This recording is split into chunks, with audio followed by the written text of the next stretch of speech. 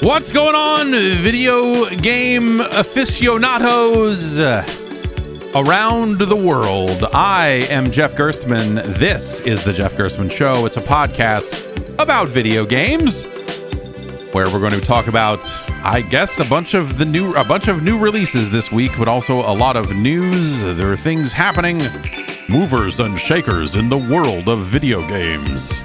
The power of Acclaim. Hi, what's going on, everybody? How you doing? We're here. It's another wonderful Tuesday.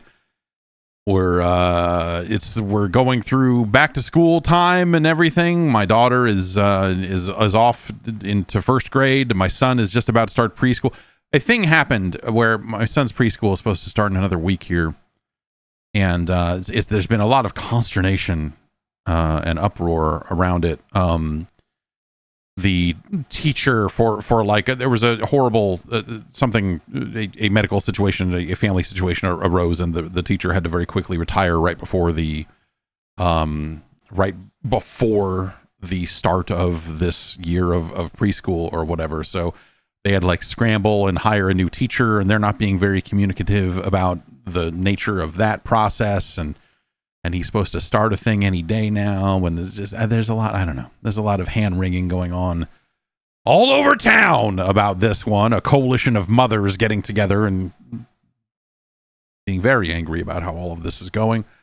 But yeah, it's a real crazy time. My daughter is back in school, and which it's a cliche, but she does it, and so I'm like, wow, that's crazy. Is that she gets home from school and you ask her what she did at school today, and she just won't say. She just won't get into any kind of detail about what happened. How was school? Fine. What'd you do? Nothing. It's interesting how quickly that all happens. But that's where she's at for sure. And that's going fine. So my son, man, this is like you get what you give in this life. My son is addicted to We Love Katamari. It's all he talks about. It's all he wants to do.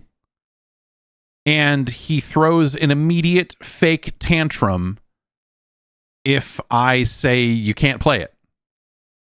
First thing in the morning, like I've said last week, but it's getting more and more entrenched, and we've got to figure it out. Because I have never had to deal with this, and it's such a hypocritical thing to have, for me in particular, to have to deal with. It is like, so I wake up, I sleep in a room with the baby, and we get up, and that way my wife can sleep, and whatever, and so me and the baby get up a little bit later than everybody else. So usually the baby and I walk out into the kitchen, and everyone is there. They've already had some breakfast, and things are moving. It's almost time to leave for school. It's it's the morning routine, as it were, as it will be. And he runs up to me first thing every morning and goes, "Daddy!" And it's fun. He wants a big hug, and I give him a big hug, and my daughter sometimes does the same. But now, as soon as I put him down, he just says, "Wait, can I play some We Love Katamari?" And I'm like, man, it is the first thing out of his mouth every single morning when he gets home later, because they're off at some tumbling, jumping around gymnastics thing. As soon as I walk out of this room after this podcast, he will run up to me and he will say the exact same thing. And anytime I say no or later or anything that isn't like yes right now, it is like immediate fake tears. Oh, like he's always so put upon, the weight of the world. Oh, what are we gonna do? Oh God, I just want to play one level. And it's cool, like it in some ways it's really awesome because we've transitioned over the last few weeks here from me playing it for him to him playing it himself.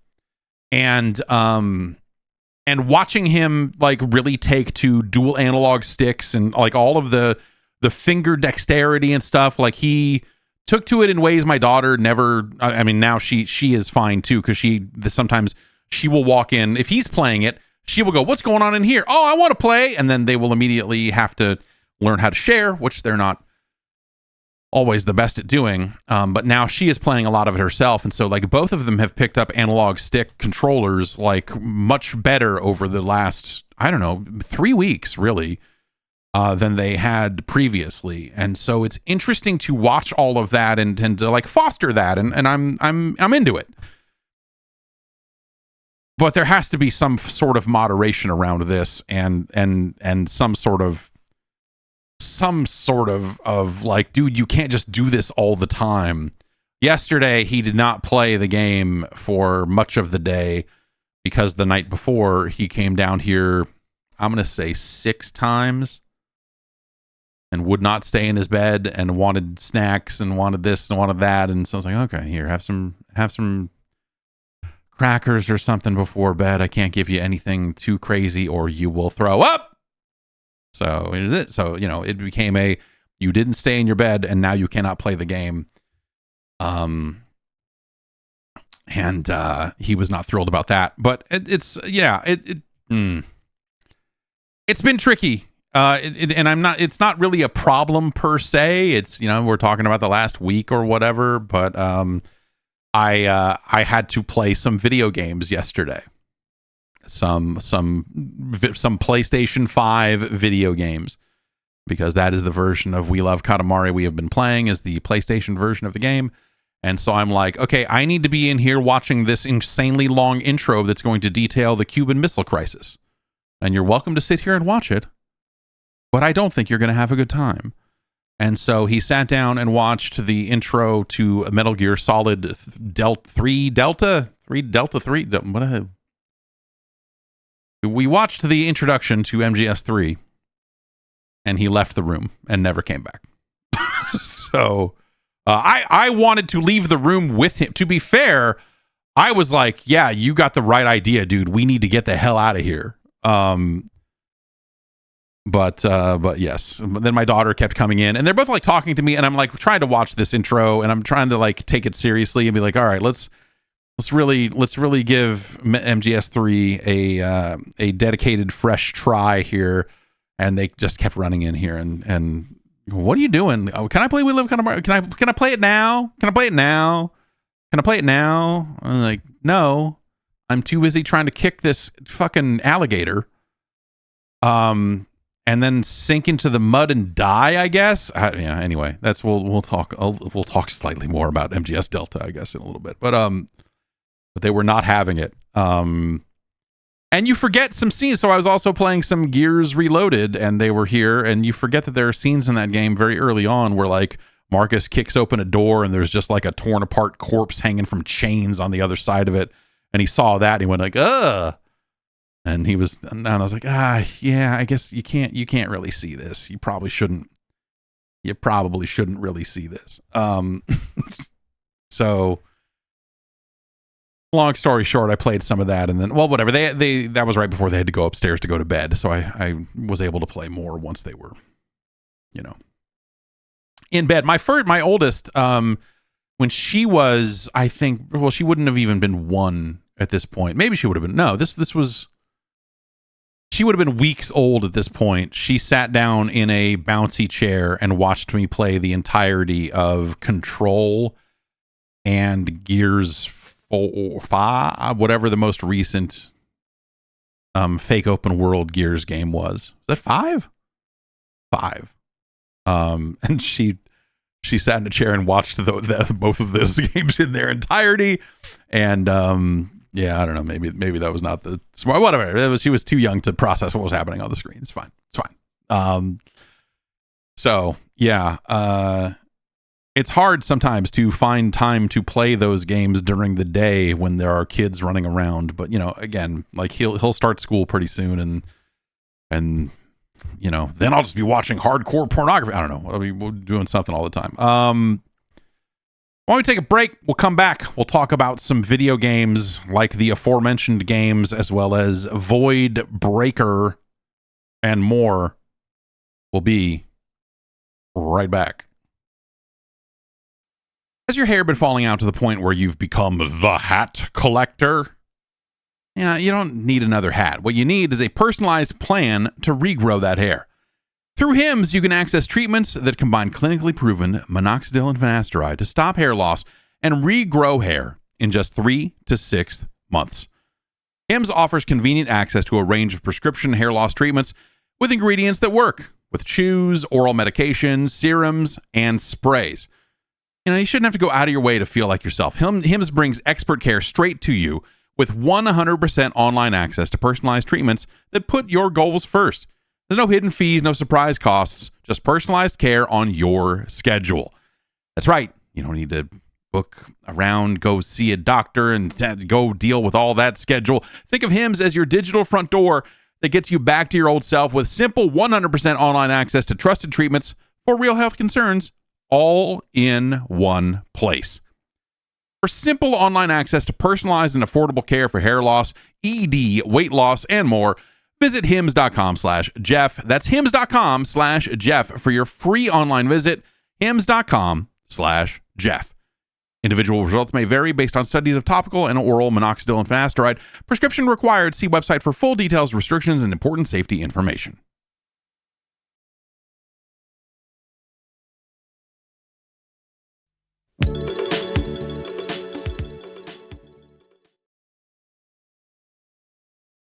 One of the fun things about my son getting way into Katamari is like the both of them, my daughter and my son, they know about all the different the cousins and all the other stuff, and like they are into it on a level that I don't know that I ever was.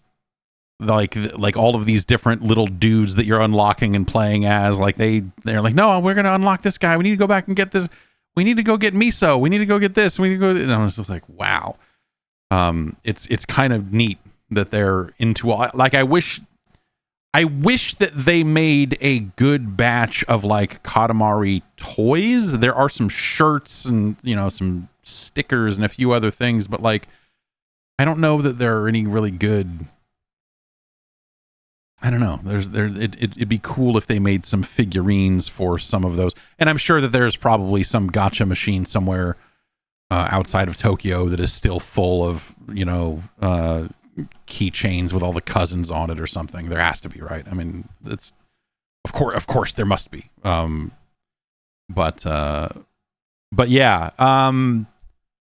Meanwhile, I have been playing a handful of games.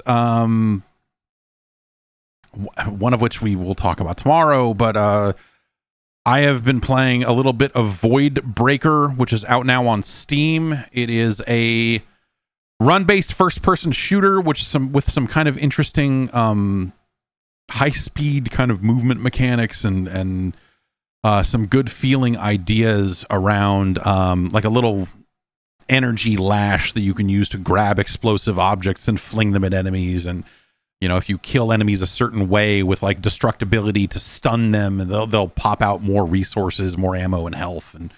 And it is run-based and sector-based. The enemies kind of shoot at you in these bullet hell patterns. So it is almost, you could probably draw some parallels to Returnal in the middle of all of this. I think it's got a good like kind of cyber style to it, living inside a computer type, but also forests and such. And the typical kind of upgrade trees you expect from a roguelike. You are getting run-based upgrades, and there's a whole system of sockets and slots and and ways to kind of slot things in the right order to make them execute more often, to make your upgrades more powerful. And that's kind of a neat system that's in play within the runs themselves. And then, of course, you're also getting an out-of-game currency or out-of-run currency that you come back to unlock more weapons and blueprints and all the other stuff that you kind of expect from a game like this. It is in early access, and I have not made it out of the first area yet. I've only had time for kind of a few runs with it, but it feels really nice. It's got a really good kind of, crouch slide to jump to, like there's good feeling movement throughout it. And I think that really goes a long way. And so that where it's at right now, I think, you might want to give it a look, at least check out a trailer or something. Again, it's early access, so I don't know exactly how much content is in there right now. But it sounds like it's a small team, it's like a developer and someone who, did the audio, I guess. And so it sounds like that they are looking towards their community for, feedback, for what to do next and whatever else. But like the foundation of it, feels pretty good. And I like the soundtrack and the audio and stuff is actually really nice as well. So it's got a really nice style to it, on top of everything else. So yeah, Voidbreaker, it is, again, it's out now on Steam, and it plays pretty well with the controller if that's your thing. I've been going back and forth between controller and mouse and keyboard with it to kind of get a sense. I don't know which I prefer. I think I would probably rather play with a controller, but sometimes you just need the immediacy and the aiming benefits of playing with a mouse and keyboard. You know what I mean? So that's out there. Metal Gear Solid Delta is also I guess it is technically not out yet. It will be out in about a day and a half here for everyone, but if you wanted to spend $80 on a video game instead of $70, you could be playing it right now. I perhaps famously, I don't know, I Metal Gear Solid 3 is my least favorite of the entire franchise, because I found it to be cumbersome, and I found it to be perhaps up its own ass in a way that the other Metal Gear Solid games maybe don't go quite as far. And the things that they made you do around like the camo system and going into these menus and changing the camo and dealing with the survival aspects of that game, I think were interesting ideas on paper that like interacting with those systems in game, I think was a gigantic hassle, and the juice was not worth the squeeze, I feel. Because the story and the setting and all of that stuff, I think as a game, I really liked 2. And so, I think that 2 was a wonderful game and, did a great job of, turning everything on its head. And then 3, I don't know, man, there's just something about and it's all explainable within the timeline and all of that other stuff. But I think that the idea that we've got characters in this game that look a lot like all the characters from the other versions of it, like it makes it just, I don't know, it always just felt fake to me for those reasons, or whatever. That's I don't know that I have like especially strong feelings about it in one way or the other. I just don't like it. Like ultimately, like I just don't like anything about MGS3, the way it controlled at the time, the perspective, like all of that stuff, I think just added up to a game. I just like, it did nothing for me. For as much as MGS2 sold me on the franchise in a way that 1 kind of didn't. Like I left MGS1 feeling like shrug shoulders, just like, oh man, fucking okay, whatever, dude. MGS2, I think, did a great job of like turning things on its head. I mean, all the ride and stuff and the way that story goes, and I think is incredible. I think it's amazing. And I think the tech at the time was fascinating, seeing all the things you could do on a PS2 and the melting ice cubes and all the other bullshit. Like, it was cool. MGS3 has a fun song, and I don't think I like anything else about it. And it's kind of a whole era, like, you know, Peace Walker and like the kind of the 60s era Metal Gear. I'm just not interested in it. But a lot of that was because of control reasons and different things like that. You know, like, it was because of mechanical choices they made in that game and how a lot of that stuff worked. And so my hope was that when, like, Subsistence came out and they were like, oh, we're going to change a lot of this stuff up, my hope was that at the time was like, oh, well, maybe Subsistence will kind of fix a lot of this stuff. But I don't know. That didn't really do it for me. And so I kind of fell for it again. Because here in Metal Gear Solid Delta, they're like, we're revamping the controls to modernize them for the modern player. And I'm like, well, maybe this will be the time that it all works. And sure enough, like, they sat down and said, what if we made these controls ever so slightly more like Call of Duty? And you know, the shooting is a little more behind the back shoulder, you know, like they do some stuff, right? But dude, I just don't like Major Tom. I don't like out of the gate, the characters, the setting, the way that they tell this story, the boss, all of that stuff. I just don't care about it. And I just never did. And I think Delta is proving to me that I never will. I think that there are neat things about that game. And it's fun to, like, read what they did with it. But God, I don't want to play it. Especially now that you know, like, what the end is and the things you can do there and whatever else. Like, you know, now that those are kind of like known things. Like, that's a really neat thing. And you read about it, you go, wow, that's great. But I don't want to, you know, like, whatever. I'm not going to pull out my 3DS and play it. I'm not going to pull out the, you know, like, it was just, there's no version of MGS3. It seems that's really going to make this work for me. Tar Heel Teddy in the chat says, you just don't like James Bond. Like, I think that's an insane, I mean, like, more power to them because they've got the song, you know, like, but, like, I think that the ways that, like, this game tries to be, like, survival game out in the wilderness, dealing with fucking broken bone, you know, like, all of that stuff. And then also there's, like, a little bit of, like, and then we got this song that's like a Bond kind of thing. Like that there is sort of a, like, I think that's dumb too. I don't know. Like, it's incongruous in a lot of ways. And the idea that people somehow try to reference James Bond in reference to MGS3, I mean, like, the song is what it is. And, you know, like, there's definitely, like, a vibe to it that I see why people say it's like a James Bond thing, but I mean, it's not. It's not. It's you stabbing animals with a knife and, you know, shooting fucking ducks to get trophies and what, it's, you know, it's a different thing. I think, you know, there's something kind of interesting about some of the, you know, I've seen a lot of people on Blue Sky kind of discussing the look of Delta and how they cleaned it up. And I think this is something, this maybe will end up being something of a theme today. Because they have, you know, it's a much sharper looking character model and, you know, like, all of the stuff you would expect from a remake of the game, they've done. And in the process, it loses a certain filter. Like, there's a grime to MGS3 afforded by the power of the PlayStation 2. You know what I mean?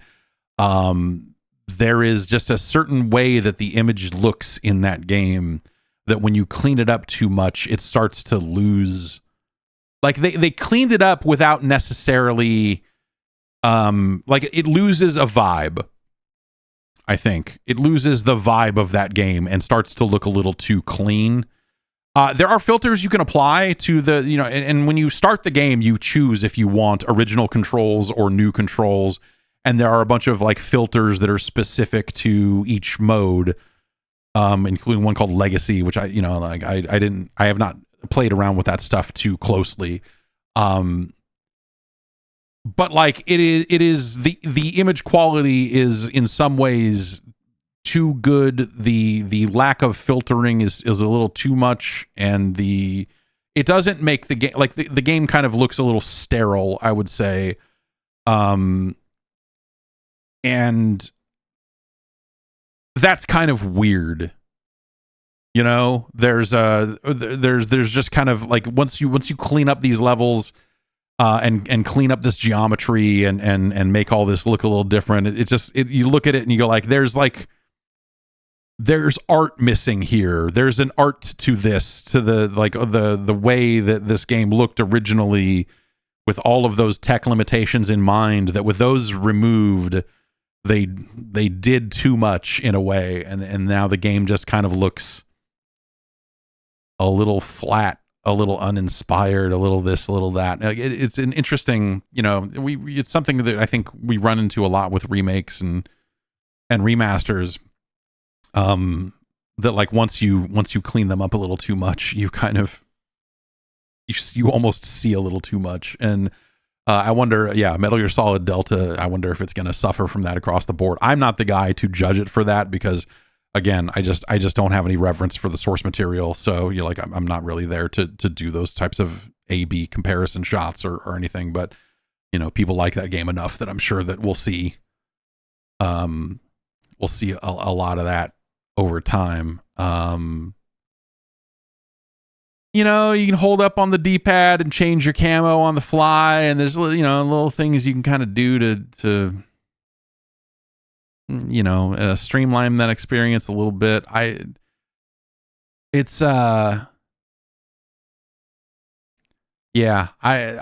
the thing I've learned playing this game is that there was never going to be any version of it that is still this game that I think is going to like work for me, just because ultimately it is for me the least interesting part of the Metal Gear timeline. It feels the most like fantastic, like there's a certain amount of like credulity that I think gets stretched a little too far with the kind of 60s sojourn that they take in this game, and I guess Peace Walker, that I just have never had any real interest in.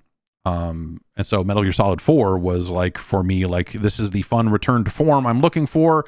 Like, give me weird IDs on the guns and Drebin and all the fucking insane shit in MGS4. I love it. Whereas MGS3 does absolutely nothing for me. And this ended up being no exception to that rule for me here in Delta. So there you go. Also, up for remake this week, we've got Gears of War Reloaded. That is the full title, right? Let me make sure I'm getting that right. Yes, Gears of War Reloaded. This is quite literally a remaster of a remaster.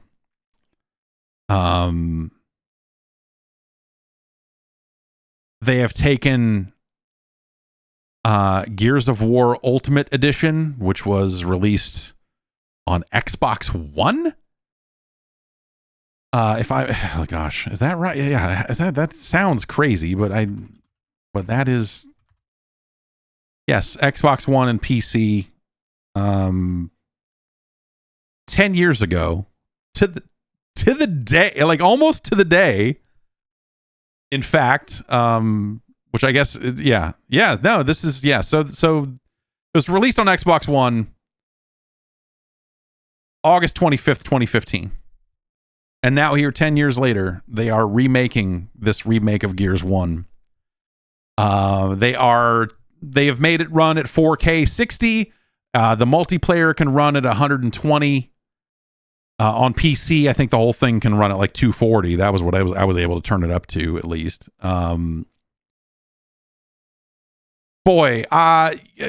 Gears of War 1. This really got me spending a lot of time thinking about Gears of War 1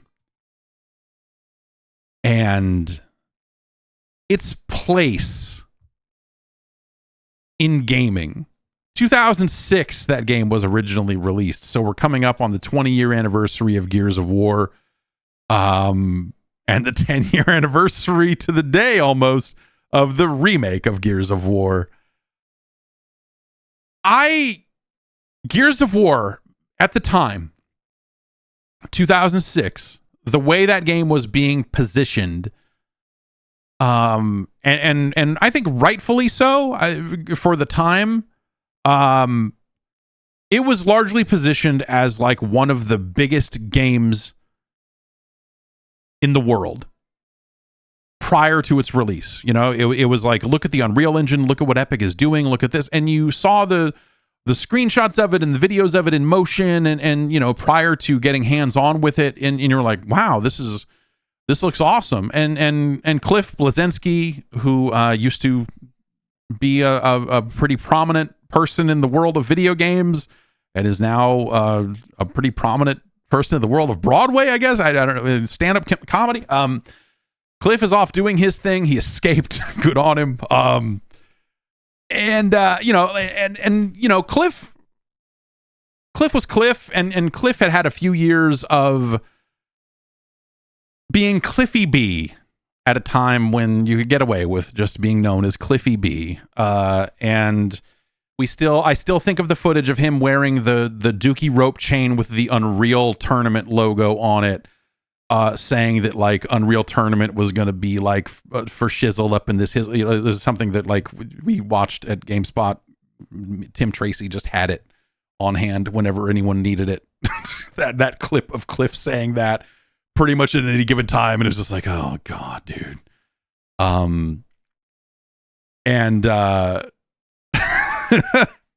But you know, this was this was, you know, I think like Cliff became a much more, I think, taken much more seriously, and not just like shooter guy, because I think, you know, like the vibe he was giving in some of those interviews in the UT era, you know, the way that the shooter guys, all those, you know, you had all the Texas shooter guys from id and all their spin out companies, and they were all just a bunch of fucking weirdos. And Epic were, you know, they were just slightly different weirdos. And I don't know, parking lot full of Ferraris, that era of game development, I guess. And but you know, like Cliff gave a lot of interviews around Gears of War 1 and talked a lot about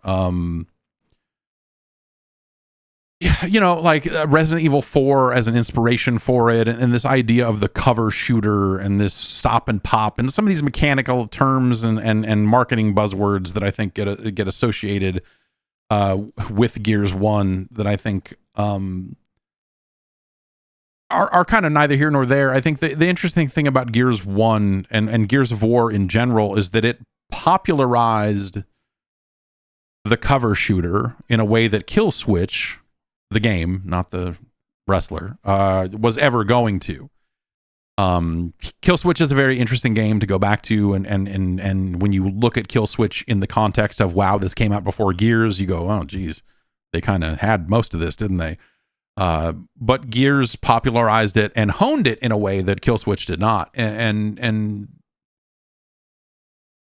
Gears was a whole thing, man. Like, they knew right off the bat that this was going to be one of the biggest games in the world. Microsoft marketed the shit out of it. They did a damn good job of getting it in front of everyone's faces.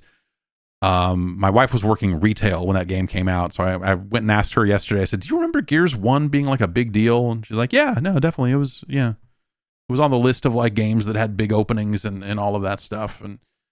And so they did a really good job of positioning Gears 1, and it was worth it because at the time, the Unreal Engine and everything, like, you know, it did things for video games. And it popularized a genre that I think has largely fallen by the wayside. It has certainly fallen out of favor. The idea of the cover shooter, like, we eventually got to a kind of middle ground where a lot of games, instead of having these active cover systems of push A to get into cover, they just had contextual cover systems where as soon as you got up against an object, they would sort of crouch into a cover-like animation, and you could, you know, pop up over it when you needed to. And, you know, the games would kind of take things in that direction. the big bulky football player armor and the chainsaw gun and the co-op campaign and, you know, like all of that stuff, you know, they did a really good job at the time. You know, this is 2006. And remember, like, this is a big old story driven thing too, that, you know, people got into the lore, and this is a year before Halo 3 and Modern Warfare would kind of rewrite the book on, you know, console shooting games, but Gears would establish itself here and go on to enjoy like a really impressive trilogy of games. I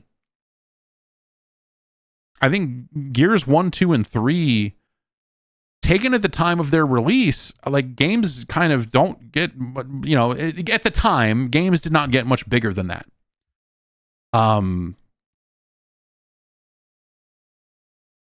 It was very impressive.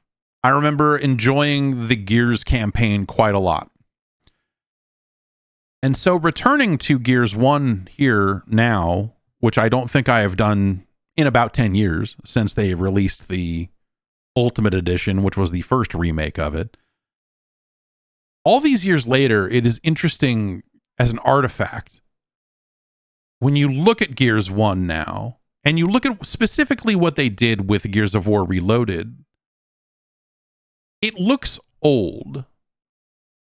Now, they've done things to it as they have remastered this content to run at a higher resolution and a higher frame rate. But it's not something that you're going to look at. This is a $40 product that if you owned the Ultimate Edition already on Xbox platforms, they gave this to you for free. It is also on Game Pass. This game feels old. They have not remade it. They have remastered it. And that's fine, but at some point you do start to wonder, why did they put this out? I think at some point, you know, one of the kind of logical things that people pop up with is like, well, if you're eventually going to put Gears E-Day, Gears of War Emergence Day, the upcoming new Gears of War game out on PlayStation, you should probably give them some context. That has become the like conventional wisdom as to why. I think that's actually a terrible plan. This game feels old. It feels small because it is. The environments that you're fighting in at any given checkpoint are so compact compared to what you would see in Gears 2 and in Gears 3.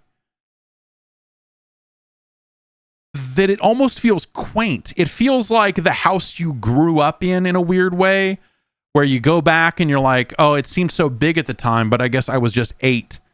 And you go and you look at it and you're like, oh God, this is Gears 1, huh? And so it is a strange product. The menus and the font work and all this other stuff like has this like weird, like very plain fonts in a way that almost feel like they're meant to stick out if you're running it at standard resolution on a CRT or something. And it's weird because if you go back and look at the Gears 1 menus on Xbox 360, they were not like this. So it's almost like they just stripped the styling out of the original Gears for these menus and just like, here, readable fonts, enjoy. It's weird. I don't know. Maybe that doesn't matter. And so I don't know, man. Like the idea of playing through a co-op campaign, cover shooter, and like like that stuff still works. But you kind of can't go home again. And also, I think if you haven't played Gears of War 20 years later, I really don't think that this game is going to make new players understand why this thing mattered.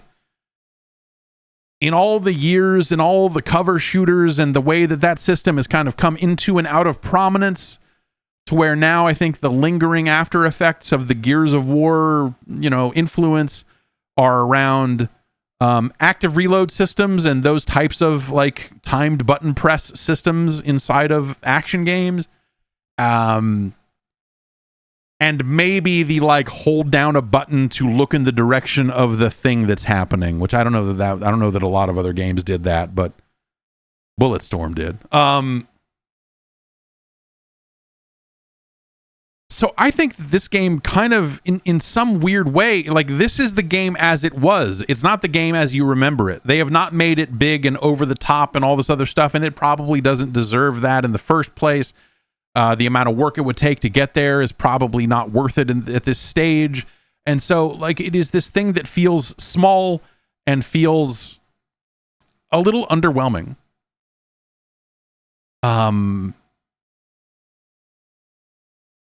And I think that's for a couple of reasons. One, because it is, but also the other thing to remember is just how much more they did with Gears 2 and 3. By the time you get to Gears 3, the modes and the way that campaign amps up and the places it goes and the things you see are so much more extravagant that while it's kind of interesting to see Gears 1 from the perspective of this is where it all began, it doesn't really matter. That's not lore you absolutely like. If your enjoyment of Gears E-Day hinges on you appreciating the lore of Gears 1, they've already failed, right? And so I think that there's just I think it does the upcoming game something of a disservice if you played this, if this was your first Gears experience in 2025, if you played Gears 1 kind of in any form, but really like this 4K remaster being kind of the most accessible version of the lot, I think it's a really, like, again, it's a much smaller game than what came afterwards. And just from a gameplay perspective, it feels like a tech demo. Like it just feels like, oh, look at these little things. Like this is what we're thinking about doing. But of course, we would do it much bigger because it's, you know, it's 2025. But instead, you look at it and you're like, okay, this is this whole check. Okay, I guess I get to run to the next thing. Okay, cool. And I just don't. I don't feel like players would come away from this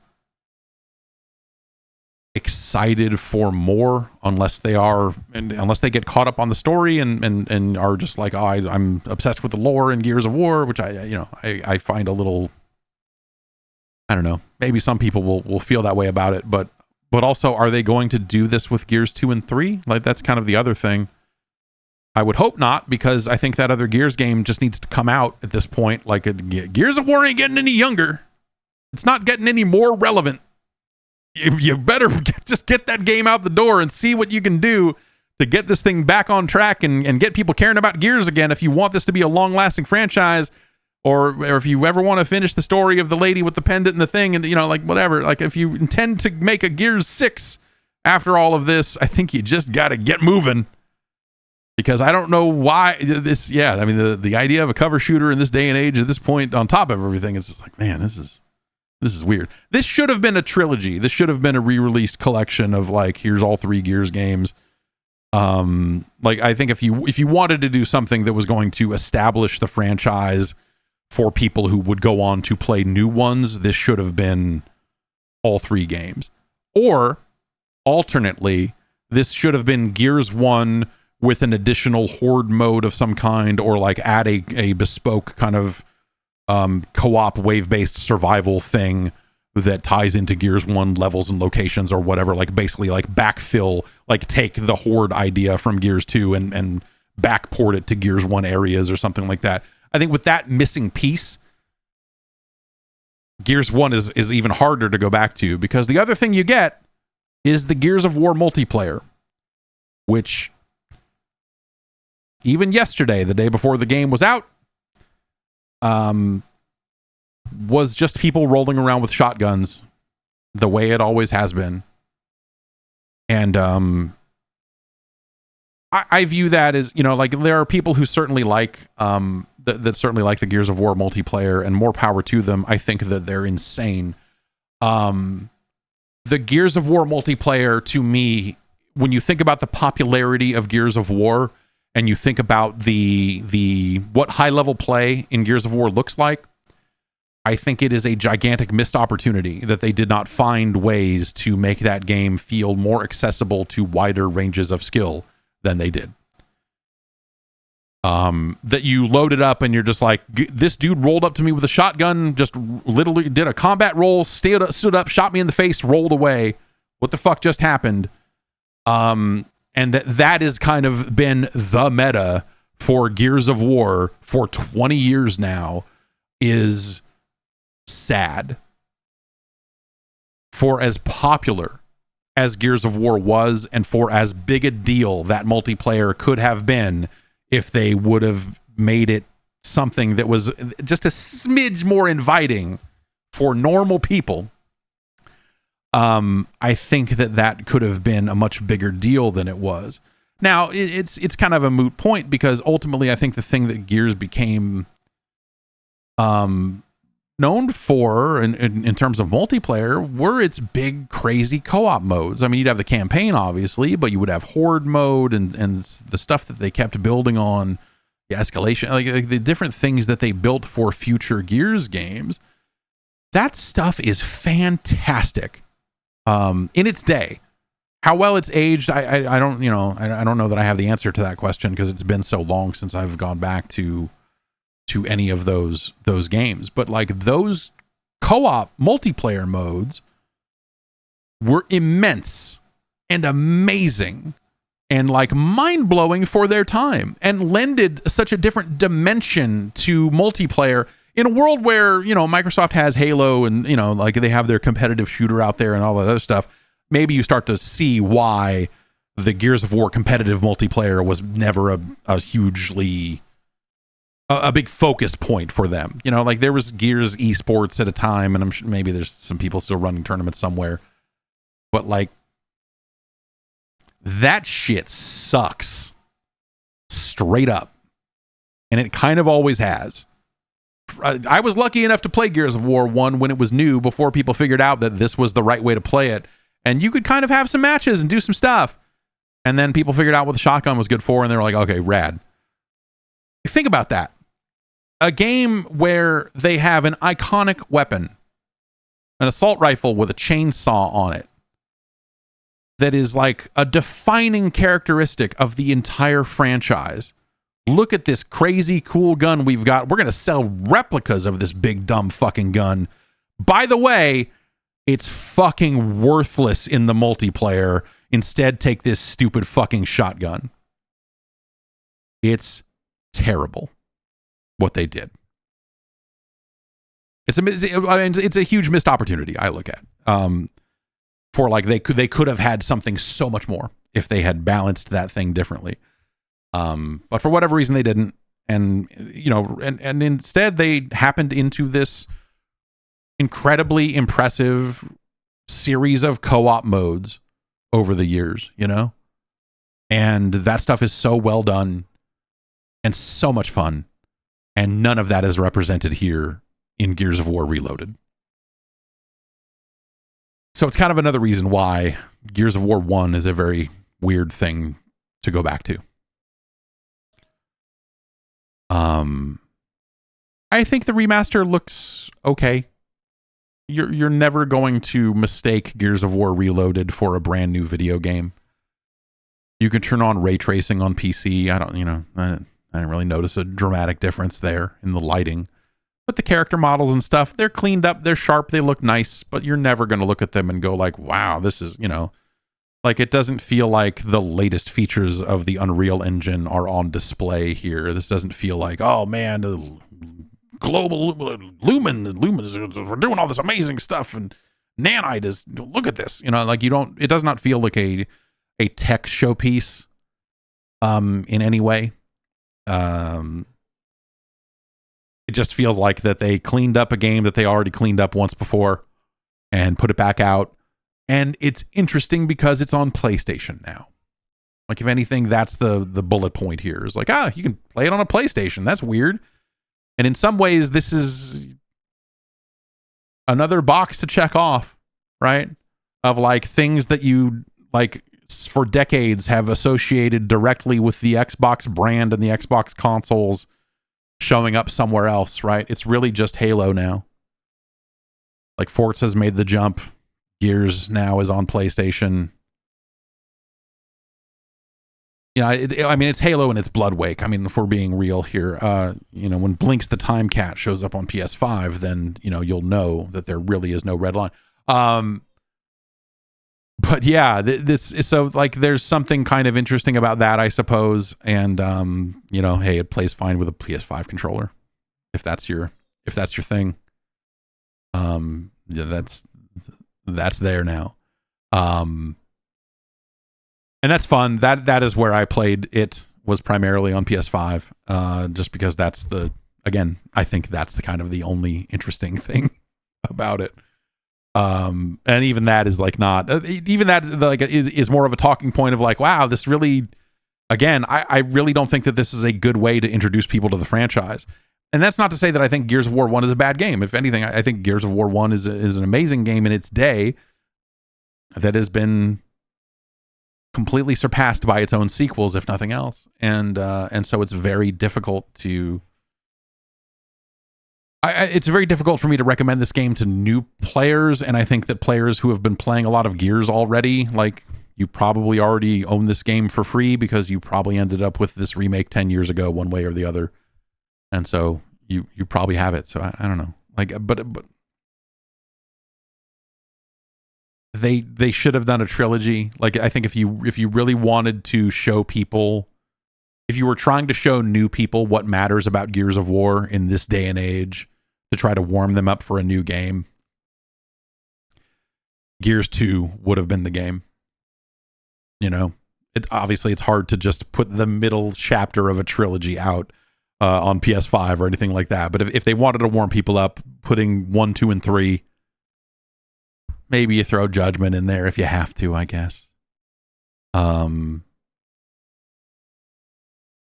That, you know, that would have been the right way to do it.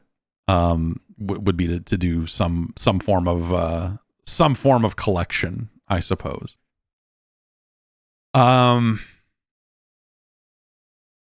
It's funny looking at it, you know, it's like, oh yeah, I walk around and find these dog tags, and then I unlock comic book pages, and you're just like, oh God, jeez.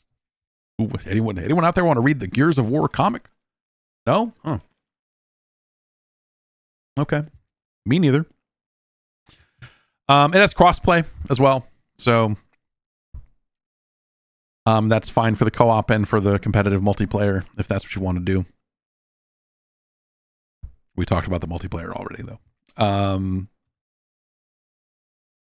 I've also been playing a little bit of Boulder Dash 40th Anniversary. This is another release in the 40 years and running Boulder Dash franchise. It was funny to see them release a 40th Anniversary Boulder Dash game, because I was like, wait, I feel like I just played Boulder Dash 30th Anniversary. Turns out it's been 10 years since then. So yeah, this is for the none of you who care about it, I will say that Boulder Dash 40th Anniversary is a proper honoring of actual Boulder Dash, whereas Boulder Dash 30th Anniversary is a mobile game put on a PC or other platforms. It's got like big dumb currency that you're earning up in the corner of the screen at all times and all of that stuff. If you've never played Boulder Dash, it is an underground digging game in the vein of, I don't know, Dig Dug, perhaps Mr. Do. It is more puzzle based. You play Rockford, and Rockford runs around and digs in the dirt, and he tries to find gems. There are rocks, and if the rocks fall on your head, you die. There are other tricks in some of the other levels, like there's a big amoeba that grows, and you need to try to surround it with boulders, because if it gets trapped, it will turn into diamonds, and you need those diamonds to beat the level and all that. They've got, you know, like you can play with the original graphics, but it runs a little too smoothly. It doesn't feel choppy the way the original games did. And also they've got some new style artwork in there that is, it's fine. But they also have the levels from the original kind of releases of the kind of core Boulder Dash games, as well as I think some new levels and stuff in there too. But yeah, Boulder Dash 40th anniversary. As a fan of the original Boulder Dash when it came out 40 years ago, this feels like a much better honoring of that legacy than we got 10 years ago.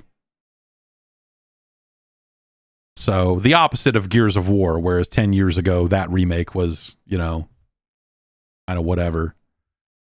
But fine. This is they have improved on the I don't know. Let's take another ad break. We'll come back. We'll get into the news right after this. You know, we're just now getting into the hottest part of summer around here. And so it's been nice and crucial to have some refreshing, fresh pairs of underwear. MeUndies has this micro-modal fabric. It's great. It's super soft. It's breathable. It'll stay cool even when it's like 100 degrees out and, you know, if your air conditioning's not getting it done. MeUndies is there for you. And they've got all kinds of stuff. If you're looking for briefs, if you're a boxers kind of guy, if you're looking for kind of, you know, like kind of tighter, cheekier kind of cuts, bralettes even, you name it. They got a bunch of summer prints with tropical vibes, popsicles, pool, floaties, all that sort of stuff. You know, so you can be looking nice for summer too. And, you know, it's nice to, you know, I don't know, freshen up before the fall comes too. What I'm saying is, if you're anything like me, it's time to take 90% of your underwear drawer and just burn it. Just get rid of it. It's bad. It's bad. You have a lot of bad underwear. Replace it with good underwear. MeUndies makes good underwear. They've got a style for everyone, a cut for every butt, with over 20 different styles in 100 different colors and prints. And that micro-modal fabric is breathable, stretchy, comfortable. It is ideal for all-day wear. Yes, that's right. This underwear can be with you all day long. If you need something that's even more breathable and summer-proof, they have a Breathe line that has moisture-wicking and anti-odor technology. Perfect for working out or, you know, some of these days are just so sweltering. Ugh. You know? Ugh. Some moisture-wicking goes a long way. MeUndies uses sustainably sourced materials. They work with partners that care for their workers, and the underwear is great. It feels great. I did not plan this, but I am literally wearing a pair of MeUndies underwear right now. Let me think about it here. Let me feel it on my body. Let me focus on it. It's nice. It's comfortable. Not too tight, but firm. You know, it's not sliding down like your what your old underwear might be. It ain't blown out. It's nice. Feels great. You should check this stuff out. They have sold more than 30 million pairs over at MeUndies. They have 90,000 five-star reviews. MeUndies are an essential summer must-have for every drawer. It's time. It's time to freshen up the stash. Take it all. Just take all your underwear, put it in a big pile. Set it on fire. Maybe don't set it on fire. I mean, that can be dangerous. But get rid of it. Get some new underwear. MeUndies.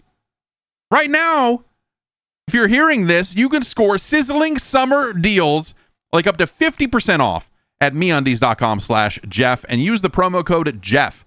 That's MeUndies.com/Jeff. Promo code Jeff for up to 50% off. MeUndies, comfort that's made for summer.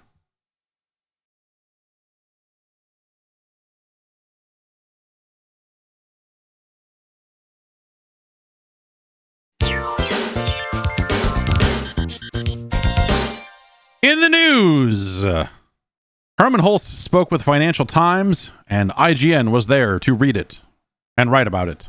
And he's kind of talking about some of the company's processes and some of the things that they've changed, sort of in the wake of Conquered, which came out a year ago, for a couple of days there.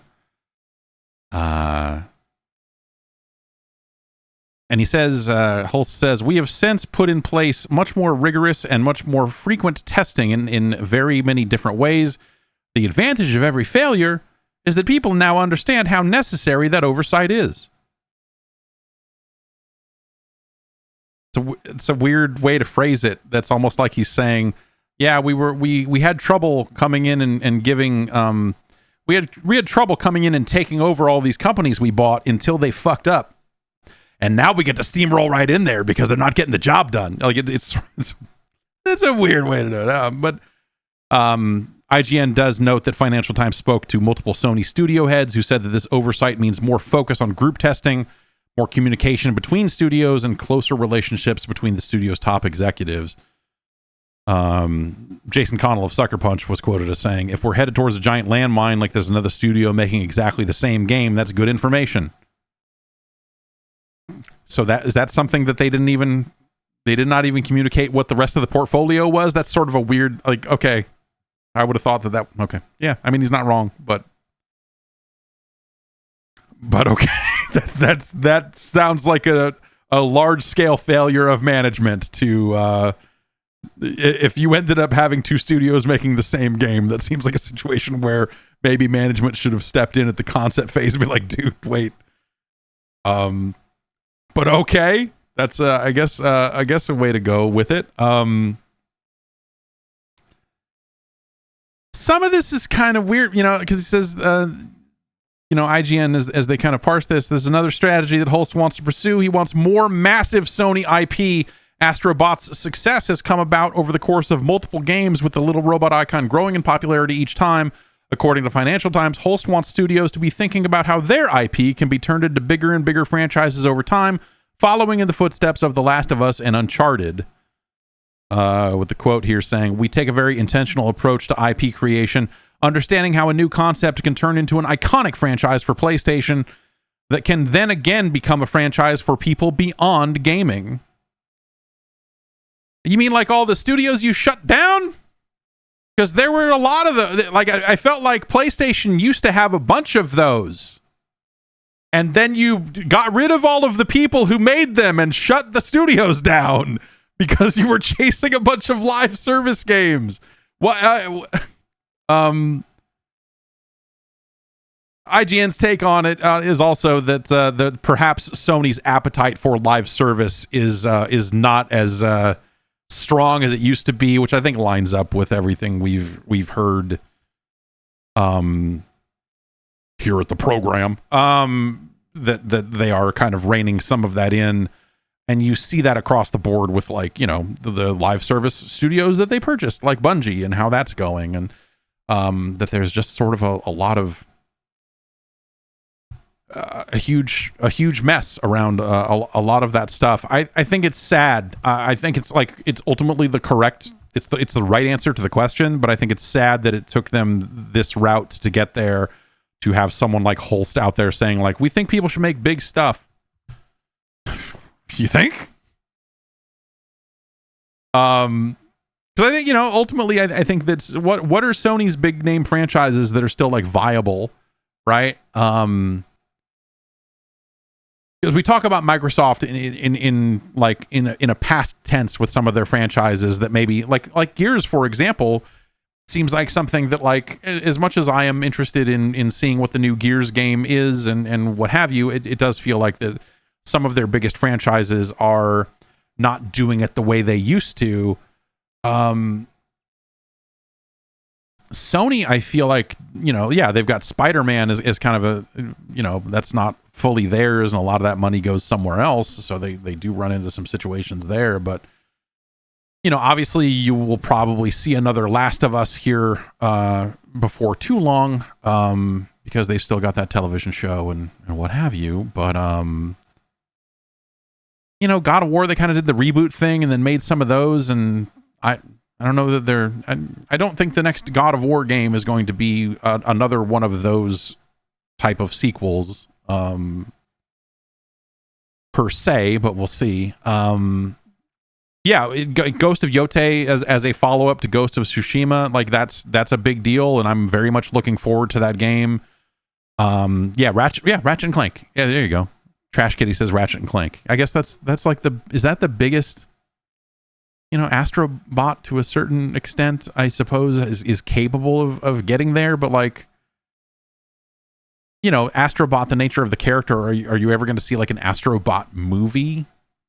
No. Like if he's talking about like franchises that can extend beyond gaming, I think the strength of Astrobot is that it's able to lean on all of this other old Sony IP and kind of take on their forms along the way, right?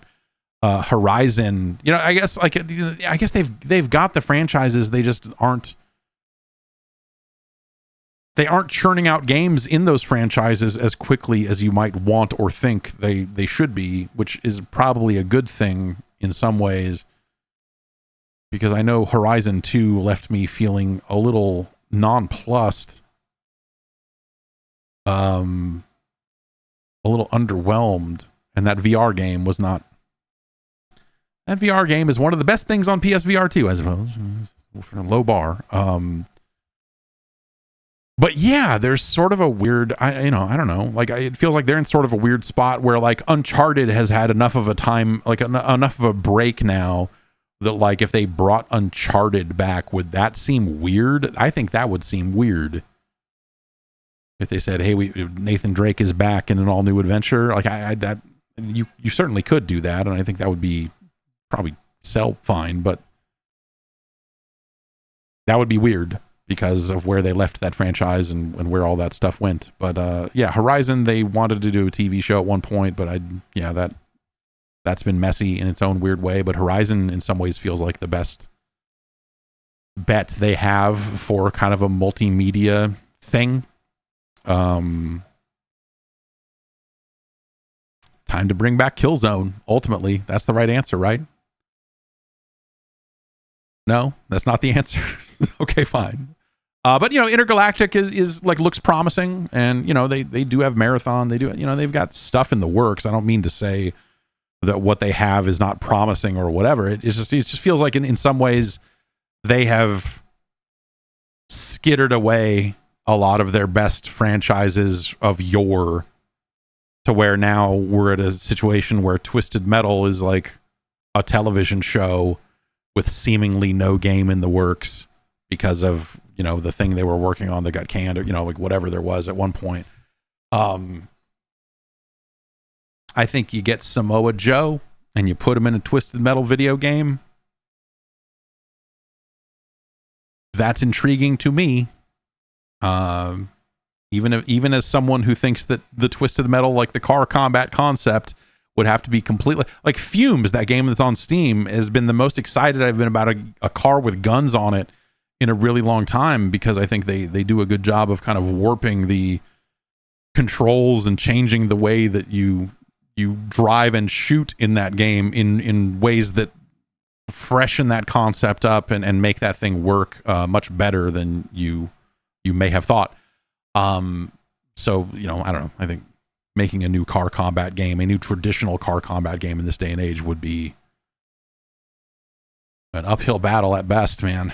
That sounds rough. But yeah, I don't know. Like Sony feels like it's in kind of a weird spot with some of its like legacy franchises feel like they've kind of worn out their welcome a little bit, which is, again, I think something we talk about with Xbox quite a bit.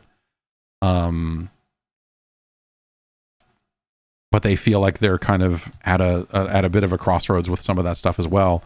We did talk about this on the bonus show last week because it happened last Wednesday, but in other PlayStation news, they have raised the price of the PlayStation 5.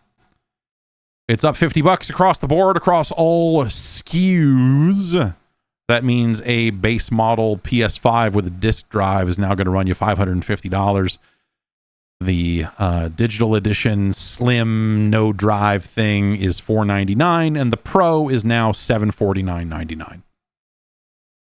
And you still need to buy an add-on drive for that. I never did buy an add-on drive for the Pro. I meant to, but just didn't. This is in the United States because of economical situations, tariffs, and such.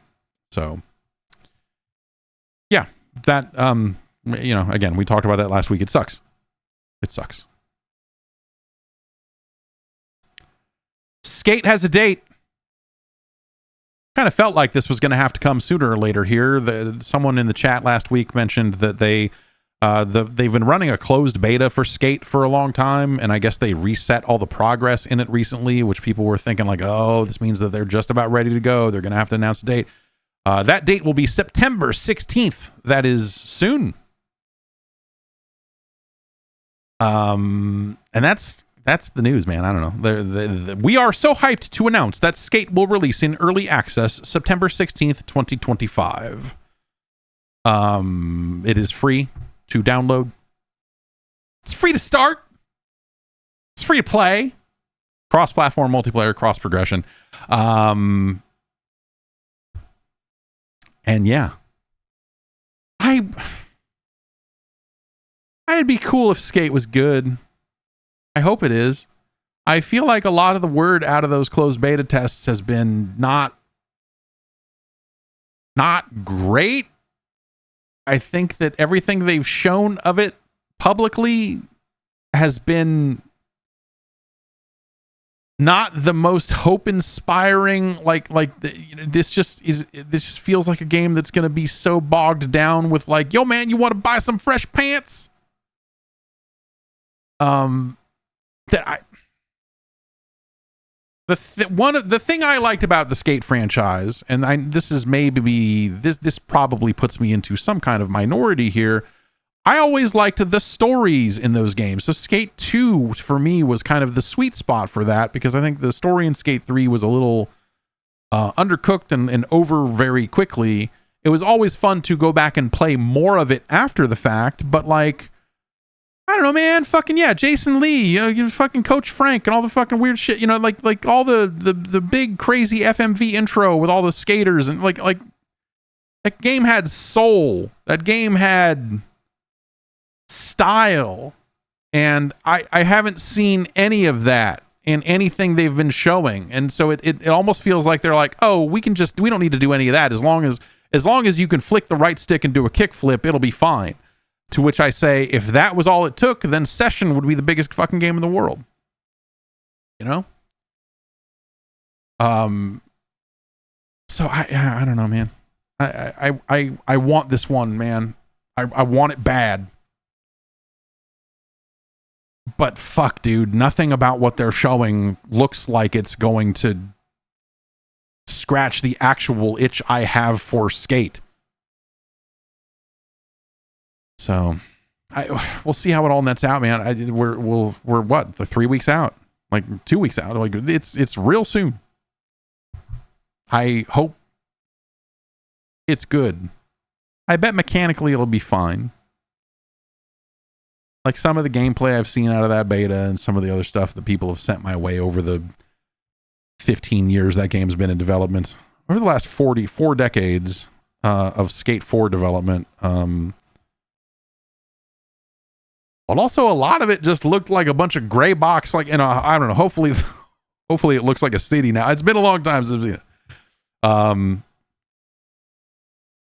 Gamescom happened. We talked about the happenings of Gamescom opening night live last week because it happened in the middle of the podcast. Not a ton of stuff coming out of the show afterwards, after opening night live.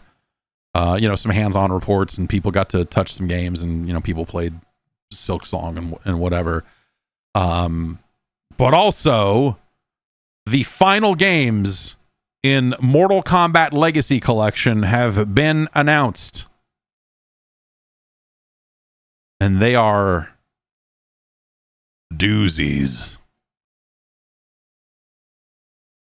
In addition to I'll run down the full list of, I think it's like 22 games in all, if you don't dedupe it, but they are going to include in this collection Mortal Kombat Mythologies Sub-Zero and Mortal Kombat Special Forces, both for the PlayStation. Mortal Kombat Special Forces is probably one of the worst games I've ever played that has been like commercially released. Mortal Kombat Special Forces is some next level shit, man. It is mind-blowing how bad that game is. I hope that the story as to why it is the way it is told. I don't know that particular story, but in the interviews and a lot of this other stuff, I hope that information makes its way in there somehow. Mortal Kombat Mythology Sub-Zero is a hell of a game. It's a great game. I will defend that game up to a point.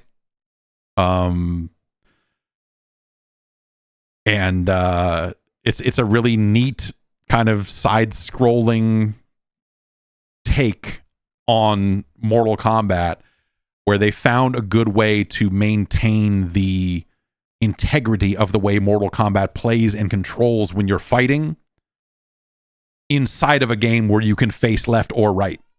It's really neat what they did. The cutscenes are fucking incredible. It suffers from some rough level design, let's say. But yeah, MK Mythology Sub-Zero is a great bad game. It's a great game also. But yeah, so they have like a good list of games here. Let's see, the press release they sent out. Here's what is said to be the full list. Mortal Kombat, the original, not Mortal Kombat 1. Mortal Kombat, they will include the arcade version, the SNES version, the Genesis version, the Game Boy version, and the Game Gear version. That Game Boy version of MK1 is some real fucking grimy shit. It is so good that they are not shying away from including some mind-blowingly grimy ass video games inside of this collection. Because some of these are just fucking crazy. I played so much Mortal Kombat 1 on the goddamn Game Boy. I don't know why. Mortal Kombat 2, they will have arcade, SNES, Genesis, Game Boy, and 32X. No Sega CD version of Mortal Kombat 1, unfortunately. Not that I mean, I don't know. I guess, like, yeah, that would be cool to see. Mortal Kombat 3, they will have arcade, SNES, and Genesis. Ultimate Mortal Kombat 3, they will have arcade, WaveNet arcade, and SNES. Now, the WaveNet version of UMK3 is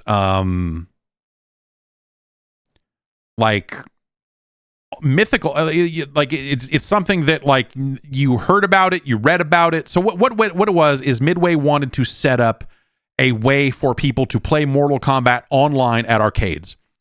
And so if you went to an arcade that had a fucking T1 line wired into it because it was goddamn 1995, you could theoretically play that game online against someone else who was probably in Chicago, because these machines never made it anywhere. I know that, like, the typical places in Chicago that had Midway machines pre-release and, like, test centers, your diversions or whatever, like, they probably had a WaveNet machine. The WaveNet version of the game has one more character in it. It has Noob Saibot as playable character in it, which was not the case in the base game. There's also apparently some balance changes, and that this version of the game has gone largely unseen since its inception. There's almost no footage of it online. There's like the WaveNet version is something that showed up in, like, fucking issues of EGM because they were based in Chicago too, and that's kind of it. And so the idea that this version of the game is going to surface for for the first time is fucking crazy. And it's really awesome that this is included. Mortal Kombat Trilogy will be in there. It'll be the PlayStation version. The arcade version of MK4 will be here. MK Mythology Sub-Zero is the PlayStation version. Mortal Kombat Special Forces for PlayStation. Mortal Kombat Advance for the GBA. Along with Mortal Kombat Deadly Alliance for GBA. and Mortal Kombat Tournament Edition for GBA, which Tournament Edition is a updated version of Deadly Alliance that has like 3 more playable characters in it or something. Like Sector is in it. It's weird. Insane that those games are in there. I mean, in some ways it's weird because Deadly Alliance is Mortal Kombat 5, and so it's in some ways it's the newest, but they're not including the real versions of Deadly Alliance, just the GBA version. I think this is a great list of games. I think this is pretty much most of what you would want here. I think the only thing I look at and say, and like reasonably say it would be cool if it was in, well, there's a lot of games that would be cool if they were in here. But when I look at the games that are on this list and versions that are maybe omitted, it would be neat to see the Sega CD version of MK1. And like there was a PlayStation version of Mortal Kombat 2. I mean, maybe that's not that interesting. But like there are PlayStation versions of Mortal Kombat 2 and 3 that are not on this list that you could include. But MK3 for the PlayStation 1 is not that interesting of a port. So it's kind of, and you have Trilogy. You have Mortal Kombat Trilogy on there for like that thing here. But MK2 for the 32X is a cool inclusion. It's cool that version is here.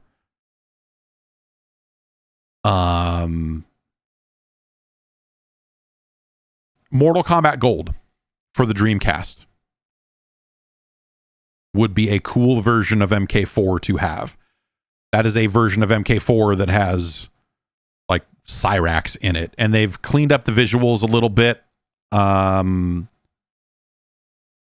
over the original arcade game, and so it's kind of the only good home port. Weirdly enough, like they say they're only including the arcade version of MK4, but like that game did come out on PlayStation, and with all these other PlayStation games on here, I'm a little surprised that version of the game is not making it in there. But also, it's probably a case where that version of the game is just not that interesting, and probably doesn't offer anything unique. The same way that like the PlayStation version of MK3, you know, it's not that interesting of a version of a game. Like seeing MK3 on the SNES is cool because that's weird and it's not a great version of the game, and so that's kind of cool. But like, I wonder if some of it is just like, and the other thing that I think people are being a little unreasonable about their actual asks for games that should appear in this collection, because I think when you look at this list and think about it sensibly,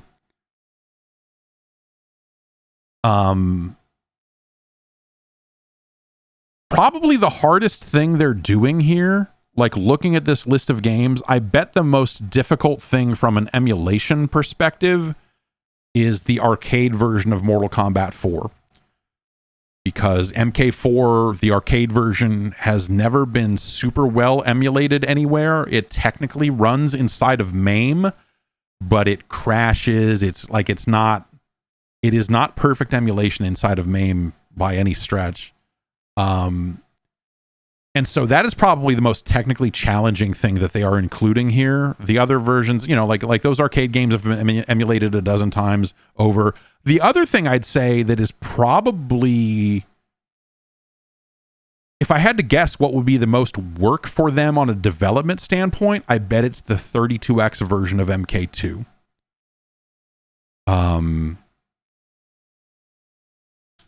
Because I don't think that they have, well, I'm like, you think about Digital Eclipse. So remember that like there's a lot of this emulation stuff that can be, if not directly reused from game to game, it at least gives you a starting point, right?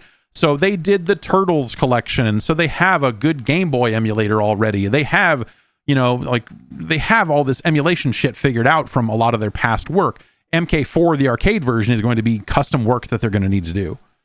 The 32X, I don't know that maybe they've done another package at some point over the years where they had an emulated 32X game in there, but that might be something that might be new work for them. And so that's why you're probably, that's I'm sure one of the reasons why you're not seeing Mortal Kombat Gold in here is because they would have to build a Dreamcast emulator. and also why, you know, a lot of people are like, I can't believe Shaolin Monks isn't in here. Like, okay, like that's an entirely different generation of like a way more advanced platform than anything else we're talking about in here. And then suddenly you are emulating a PlayStation 2. So yeah, I think you could do a version of this collection that has all of that shit too, but not at the price point they're probably going to hit, and Warner Brothers is probably not interested in funding a project that large in scope. And so I wonder if this could eventually, like, assuming this collection does well, I wonder if we end up seeing a second collection or DLC, because that's something that that's something that they've done for their own releases, where the Atari the Atari 50 collection is getting new DLC with new games, and then they've added things to some of their collections over time. I wonder if you end up seeing either another whole collection, which I think with the number of games you could tackle at that one, once you do PlayStation 2, you get the next 3 Mortal Kombat games. You get Deadly Alliance, you get Deception, you get Armageddon. And so you have a whole nother trilogy of games that you could tap into for that. Along with Shaolin Monks. You know? And so I wonder if you would, you know, if they would ever do that either as its own dedicated release or as something that is an add-on that they sell later for this. I imagine that there's some like stretch version of this project where they at least thought about all that stuff. But I wouldn't know where they would sit with any of that. I would love to see that. I would love to see that era of Mortal Kombat get kind of a new flashlight pointed at it. Because those games came out at such a strange time, and it was midway. Like, those were games that were not coming out in arcades, and it made it much harder to see like high level play. I realized last night when I was thinking about all this that I was like, dude, I don't know that I've ever seen anyone play like Mortal Kombat, Deception, or any of those 3 games like really well. I never got especially good at them. I thought they were like fascinating, but like the reasons. Those games all scored well, review-wise, also. But also, when you go back and look at those games, they had these mind-blowingly sprawling single-player modes, and the Crypt, and Tetris, and Motor Combat, and all of, you know, Puzzle Combat, not Tetris, but, you know, they had all of these other weird modes, and so they made these, like, grandiose packages that, like, of course they reviewed well because it was so clever and crazy that they were making a fucking kart racer with Mortal Kombat dudes that you were just like, well, this is fucking amazing. This is great. And so it took some of the pressure off the fighting itself. And so when I go back to those games and play them as just like pure fighting games, I'm not sure how well those games hold up.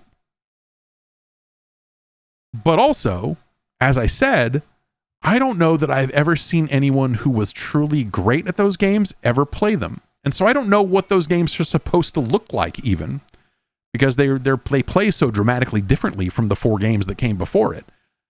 So I would love to see those games show up with like proper online support. I think there are ways if you want to jank together some online support for some of those games. I believe there are things you can do with PCSX2 these days to make that a reality, but I don't know for sure. But like I would be interested in seeing those games make a return with proper rollback netcode and all of that good stuff. And I would love to see a documentary focused on that era of Mortal Kombat, because I think that is in some ways, that is the story of Midway, you know, like transitioning away from arcades and trying to find success in the home. And there's a lot of stuff there, but also the thing to remember is like Shaolin Monks did not come from that studio. Like a different studio made that game. That was the Thrill Kill guys, right?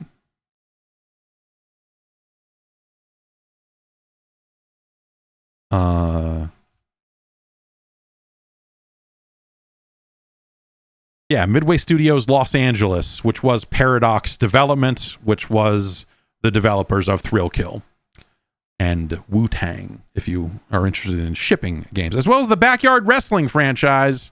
That's right. So yeah, like Shaolin Monks was not made by NetherRealm. And so I don't know what that says about it one way or the other in terms of it coming back or not. But yeah, I think that would be interesting to see that game come back, especially if they did online support. Like that'd be cool. That'd be cool. So there's room for this thing to be bigger, but I think they are, like, when you look at it realistically for like the scope of this project and the kind of the scope of where the documentary elements are probably going to land around this, this is the right list of games for that. So yeah, I don't know. Like I think this is a great look at that kind of like first era of MK. And I would love to see them do something with MK's second era. And then I would love to see them re-release Mortal Kombat versus DC Universe. Redemption for Redemption for Mortal Kombat 8. It's not that bad. People just got all up in arms about that game because it didn't have fatalities, because it wasn't M-rated. People are like, this is an atrocity. It doesn't have it. Like, it still has finishing moves. They just sanitized them ever so slightly, but like the game played like pretty well. Coming off of a trilogy of games that were trying to be like fully 8-way run fucking weapon fighters, MK versus DC is like a pretty good return to form that still has some of that 3D movement, but kind of well, whatever. We've talked about it before, but it's the game that gets us to Mortal Kombat 9. Anyway,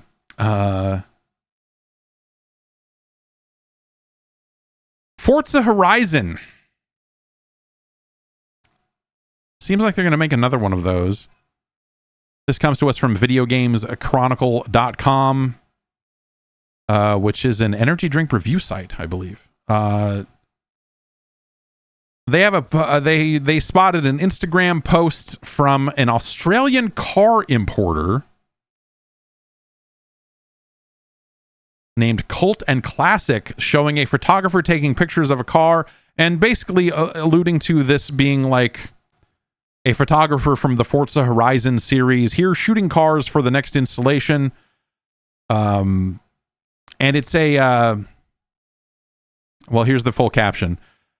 Exciting news. We have Cody here from Forza Horizon, from at Forza Horizon Official, shooting cars for the next installation in the series, as there are no late model K cars. I'm realizing as I'm reading this out loud that I have never said this out loud. Is it K cars or key cars when we're talking about tiny Japanese vehicles? It's K cars? Yeah, I figured it had to be. As there are no late model K cars in America, he has flown out from the States to use our cars as the basis for their digital versions. We are huge gamers here at Colton Classic, and it is an honor to be supporting Forza and making K cars accessible virtually for people who can't have them in real life. If you buy a car they've scanned, we have a prize for you too. How good? All right, whatever. Look, if they're taking a bunch of pictures of K cars, then they're setting the next Forza in Japan, right?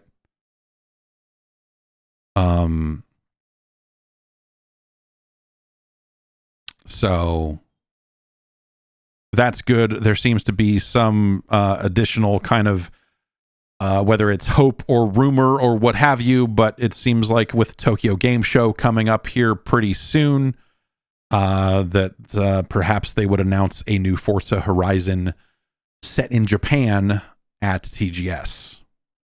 That would all line up, maybe. But also, maybe he's fucking taking pictures of cars. TGS is about a month away. But, games take years to develop. So, who knows? It's also entirely possible that they are just looking to do a K car pack for Forza Horizon 5 at some point. Maybe they're just still supporting that. Who could say? Either way, I hope that they do something good in Japan. It's been the people have wanted that for, much like Assassin's Creed. People have wanted that for a good long time. Other kind of Gamescom-y type stuff. Silksong, Hollow Knight Silksong got a release date. It will be out September 4th, which is like 9 days from now. So the wait is over. People played this at Gamescom, and yeah, it's going to be out real soon. Other indie games people are not stoked. People are stoked, but also some people are less stoked about this. A handful of indie games have moved their release dates to get out of the way of Silksong.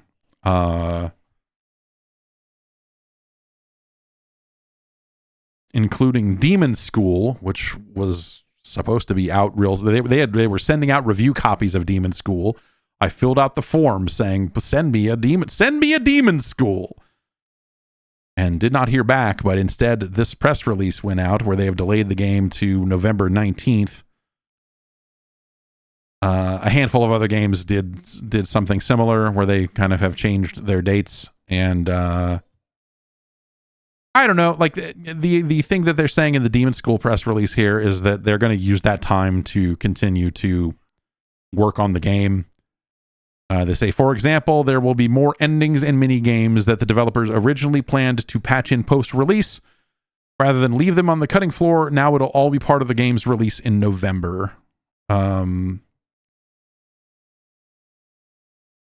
I know people have been really looking forward to Silksong, but I don't know that this is something that other people need to move games out of the way for. I think what this started as a couple of games moving out of the way for what they probably felt were legitimate reasons, and then a couple of other studios going, oh wait, people are writing up news articles about indie games that are moving out of the way of Silksong. Maybe we can get people to type our name into a CMS, the name of our game into a CMS, if we delay our game as well.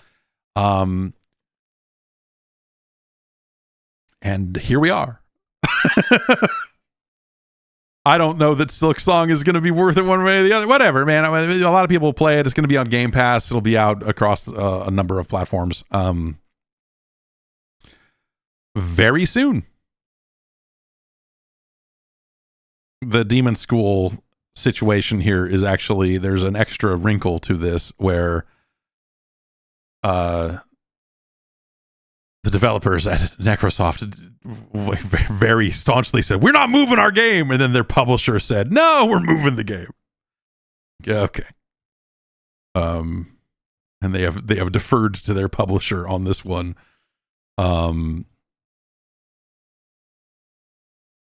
I just want to play Demon School. I don't know, whatever. I don't really care about Silksong all that much. I'll play Silksong. I'll try it out.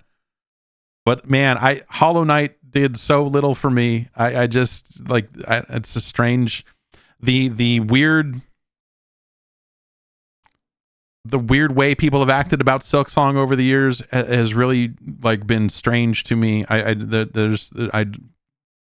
know why it gained that reputation or whatever. It was fine. I don't know.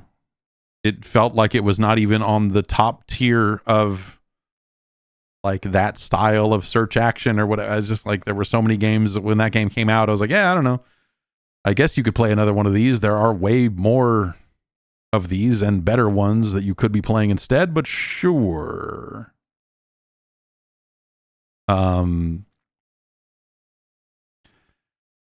We were talking about changes at Sony earlier. And there's been a change at Bungie. Pete Parsons put up a blog post on the Bungie blog titled Passing the Torch. And without saying as much, it's weird. It's funny. Like his message it says that, you know, Justin Truman is now going to be the head of Bungie, the head of the studio. At no point in Pete Parsons' message does he specifically say he is leaving. he is leaving, but it like at no point does it say I'm fucking got it. It just says today marks the right time for a new beginning. The future of Bungie will be in the hands of a new generation of leaders, and I'm thrilled to announce that Justin Truman will be stepping into leadership as Bungie's new studio head. And so when I first read this, I was like, is Pete like ascending to some kind of central Sony role? Like, what is happening here? Like, there's no details. No, he's getting out of there. I think the idea of referring to this as passing the torch when you sold the torch to Sony is sort of uncool. But hey, Justin Truman is now going to be the studio head of Bungie. In his message, he says he's been there for 15 years. As an engineer, I wrote some code that I'm really proud of for our original weapon abilities and networking in Destiny 1. As a designer, I helped craft many of our Destiny 2 systems, including some of the endgame systems I got terribly wrong at Destiny 2 launch. As a producer, I helped our team build and roll out Destiny's first seasons. More recently, I've helped with our overall talent strategy as Chief Development Officer, and have been helping the Marathon team as we build our next world, and so on. P. Parsons really took on some negative... People stopped liking Pete Parsons at some point. Boy, didn't they? Pete Parsons was like the face of Bungie for a real long time, and it feels like over this last handful of years now, woo! He acquired some baggage, both internally and externally. Of course, you know, people found his like public profile on some like I own a bunch of fancy cars website and determined that he owned about $2.5 million worth of cars. And that he had bragged about buying cars right around the time they were selling to Sony and layoffs and all this other stuff. And people were not happy. People at Bungie were not, and I can't speak for the entirety of Bungie. I won't even speak for it. But my understanding is that there were quite a few people at Bungie who were not big Pete Parsons fans over the last handful of years here. And so, you know, maybe this is a good morale thing, you know, with the stuff happening with Marathon. Obviously, there's a huge, you know, there's so much shit happening at and to Bungie right now that, you know, it is probably the right time for a change if the leadership is no longer effective there. And that seems like that maybe it was part of the problem. Obviously, the layoffs and everything else certainly not helping there either. But yeah, you know, we talked about Herman Holst talking about having a firmer hold on a lot of the studios. I imagine that as a part of this process, Sony is going to be reworking its entire relationship with the studio. As a part of that, and if maybe this is part of what led to this, I you know, who could say really, but seems likely that, you know, as part of Bungie's position and some of the stuff that happened with Marathon and Destiny's kind of current status, I could see Sony wanting a firmer hand on that studio. And if you were the leader of that studio, that's a good sign to be like, oh, okay, I should go. It's time. I should get out of here.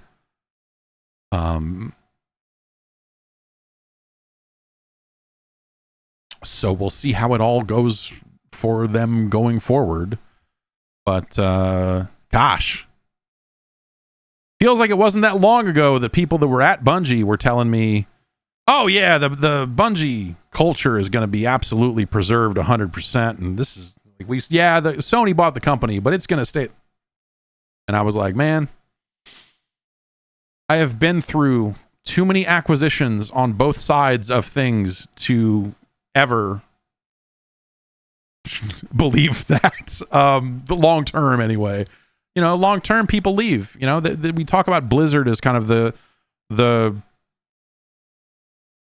biggest case of this, right? I remember hearing all the time that the longtime Blizzard people who were still there after the sale to acquisition, they were like the firewall. They were the people that were there to keep Activision corporate from coming in and fucking it all up. And they were like, we're going to keep doing this the Blizzard way. And as long as you're hitting all your numbers and growing and doing all the things you need to do to corporate level, you have a pretty good chance of being allowed to continue to do that. But the minute things go sideways, there are people dying to get their claws into your shit to do it their way instead. And, the people that were fighting that culture fight at Blizzard, eventually a lot of them retired. Eventually they all, I believe all of them have since left the company, and Blizzard is not the same Blizzard it was. They still work on the same companies. And that does not to say that they all have terrible jobs now and they work in the coal mines, but it is not the same company it was. And to try to frame it as like, we still got that small team spirit. Like, no, you fucking don't. You are a part of Activision, which is a part of Microsoft. Like, let's,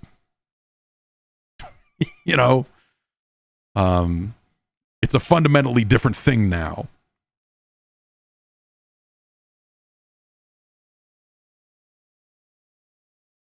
Also, Gamescom related, The Division 2 is now 10 years old. Much like the Gears of War 1 remaster, The Division 2 is 10 years old. They are still working on updates for The Division 2. Which I guess that's just Ubisoft's MO, right? They're gonna just keep supporting these games forever and then shut them down and piss you off. They've got both ends of it covered. They've got the unbelievably long strategy of updating some of these games. Like the Crew got way more updates than you ever would have imagined it would have. The Crew 2 and then all of a sudden they're like, oh, and by the way, we're shutting this game down, and now everyone's mad. Like, oh, okay. We supported this game for how long and you're still mad? The Division 2 is going to get a new updated take on the survival extraction experience, is what it's being referred to as here in Eurogamer's write-up of their Gamescom panel called The Division 2 Survivors. They're saying it is in the early stages, and it is under the watchful eye of creative director and veteran of the Division from the early days of the original game, Magnus Jansen. Jansen? No release date on any of this update as well. They also briefly talked about the mobile game, The Division Resurgence, which apparently still exists. They are going to be running a closed beta for that in the near future. Still crazy to me that the Division 3 hasn't happened, but the Division 2 still plays well. It still looks nice. Like that's still a pretty solid game. I reinstalled it. They put out like a pretty big DLC thing not that long ago that kind of returns you to some of the locations of the. It's neat. And that is still a pretty good game. At the same time, it seems weird that they haven't made a third game yet after a decade. But cool that it is still getting supported in some capacity, and that the franchise at least is alive to some extent. Let's take you know what? Okay. Also, Acclaim. We talked a little while ago about the resurgence or the return of Acclaim. Some folks had bought the name of Acclaim, and they're using the logo, and they are looking to start kind of a new thing under the Acclaim name. We don't really know what that means, because most of the name, it includes, it's an interesting crew of people, including Jeff Jarrett, the professional wrestler / actor.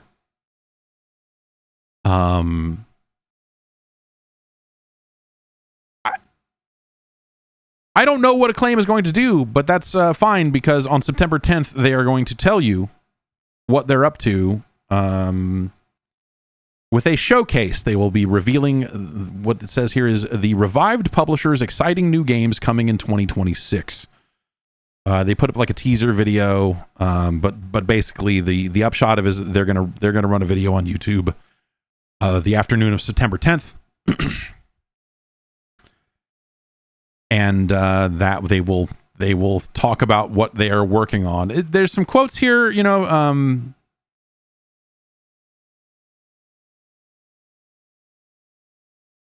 hidden in the static, behind the glow, because the teaser video they put up is like, has some staticky TVs in it, and I guess I haven't gone and stared at that long enough, but it does say here, hidden in the static behind the glow of CRT screens are the titles that will lay the foundation for this exciting new chapter for Acclaim.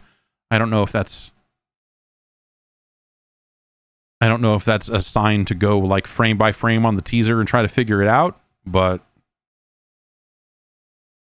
I don't know. Alex Joseph, who is the CEO of Acclaim, and has been in the video game industry for a very long time, says, we're not here to chase ghosts. We're here to take the energy and chaos that made Acclaim unforgettable and channel it into something new. The old screens are cracking, and what's coming through is something exciting and different.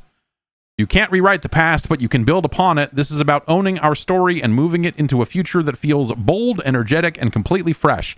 So, like, Acclaim doesn't own any of the shit that you... Like, when you think about Acclaim and the games that Acclaim published that make you remember the Acclaim name, it is licensed stuff and like ports, like you know, games that they don't own, like Mortal Kombat, which Acclaim did. You know, the Acclaim owned studios did those ports and put them out and everything else. Like they don't.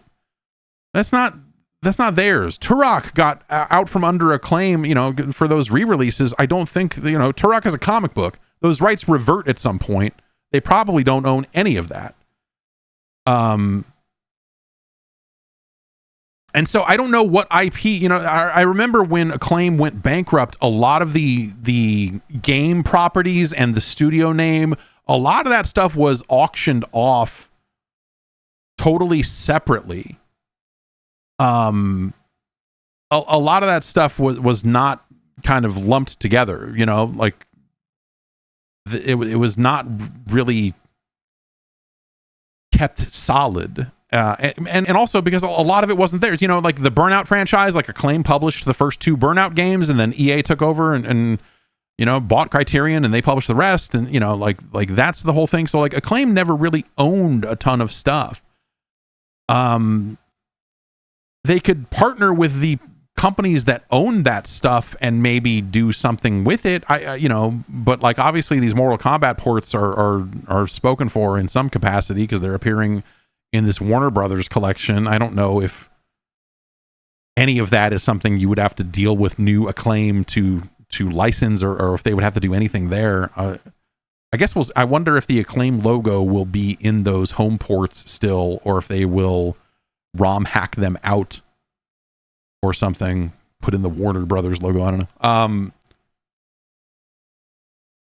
So like, it's people keep saying like, oh, cool, man, fucking ECW games. Like, I don't know. Like, what? None of that's going to happen. Like, they're not going to have the WWE license that they, you know, lost to THQ in there's a whole weird circumstance around that whole thing.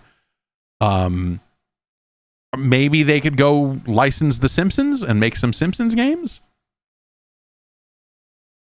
You know, that's certainly something that, you know, for some of the things that they're just, you know, other properties, other IP that they worked with in the past, they could certainly go and do something like that, I suppose. So yeah, I don't really know what they, you know, what game franchises you would associate with Acclaim that aren't already spoken for. Yeah, BMX XXX2. There you go. Now you're talking. Vex, sure. So yeah, I don't really know what this will end up being. I'm curious, but you know, I suspect that they're just going to kind of be another publisher of indie games, and that they've got a lineup, right? We'll see. But like when you read this press release they put out, they have the boilerplate like about Acclaim, and even in this, they don't really have much to say that's like stuff that they own. Originally founded in 1987, Acclaim established itself over the years as a leading worldwide developer, publisher, and mass marketer, bringing beloved franchises such as Mortal Kombat, Turok, and NBA Jam to home consoles. Today, Acclaim carries forward the ideology on which it was founded, With its unrelenting support of talented indie developers and its delivery of high-quality premium indie games to global audience of discerning gamers, Acclaim's return is a testament to the strength and enduring appeal of its iconic brand. Okay, yeah. I mean, so, you know, it's going to be a... They're putting together a publisher, and they're going to put out some games. But it's hard... They're not going to be putting out home ports of Mortal Kombat anymore. You know? NBA Jam is a weird one, if you think about it. But I think like those rights kind of changed around because EA put out NBA Jam games for a bit there. But like the original story on NBA Jam was that they somehow finagled the rights to the term because the NBA owned the rights to the term NBA Jam. And so Acclaim, the way I remember hearing it, they basically stole the name NBA Jam out from under Midway.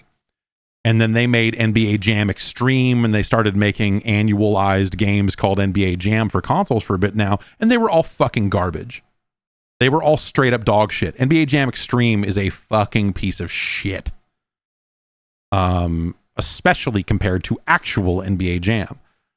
So maybe they go get the NBA Jam license somehow, because it's not like anyone else is doing anything with it. That would be sad in a weird way, but that's the news. Let's take one more break, and we will we'll come back and take some emails. How about that? Sometimes you just need to see a doctor, but sometimes that is easier said than done. Getting an appointment that fits into your schedule, getting someone on the phone in the first place so you can make that appointment. It's easy to put that stuff off. And instead just, I don't know, stare at the internet where we're all constantly diagnosing each other with everything all the time. Maybe we need to just kind of set that aside. And if you need to see a doctor, see a doctor. Because now there is an easier way to get an appointment with an actual doctor on your schedule. It's ZocDoc. ZocDoc is a free app and website where you can search and compare high-quality in-network doctors and click to instantly book an appointment. Yes, you can book in-network appointments with more than 100,000 doctors across every specialty, mental health to dental health, primary care to urgent care, and more. You can filter out doctors to see who takes your insurance, who's nearby, and who's going to be a good fit for any medical need you might have. They even are rated, so you can see, from verified patients, is this doctor any good or not? Once you find the right doctor, you can see their actual appointment openings, choose a time slot that works for you, and click to instantly book a visit. And appointments made through ZocDoc also happen fast, typically within just 24 to 72 hours of booking. More often than not, you can even get same-day appointments. Wow, that sounds awesome. I like my doctor, but honestly, sometimes getting her on the phone is, or getting anyone on the phone to book an appointment is tricky. I wonder. I'm gonna grab this. And see if maybe I can just skip the phone and get a hold of her that way. Either way, stop putting off those doctor appointments and go to ZocDoc.com/JeffG to find and instantly book a top-rated doctor today. That's ZocDoc.com/JeffG, ZocDoc.com/JeffG.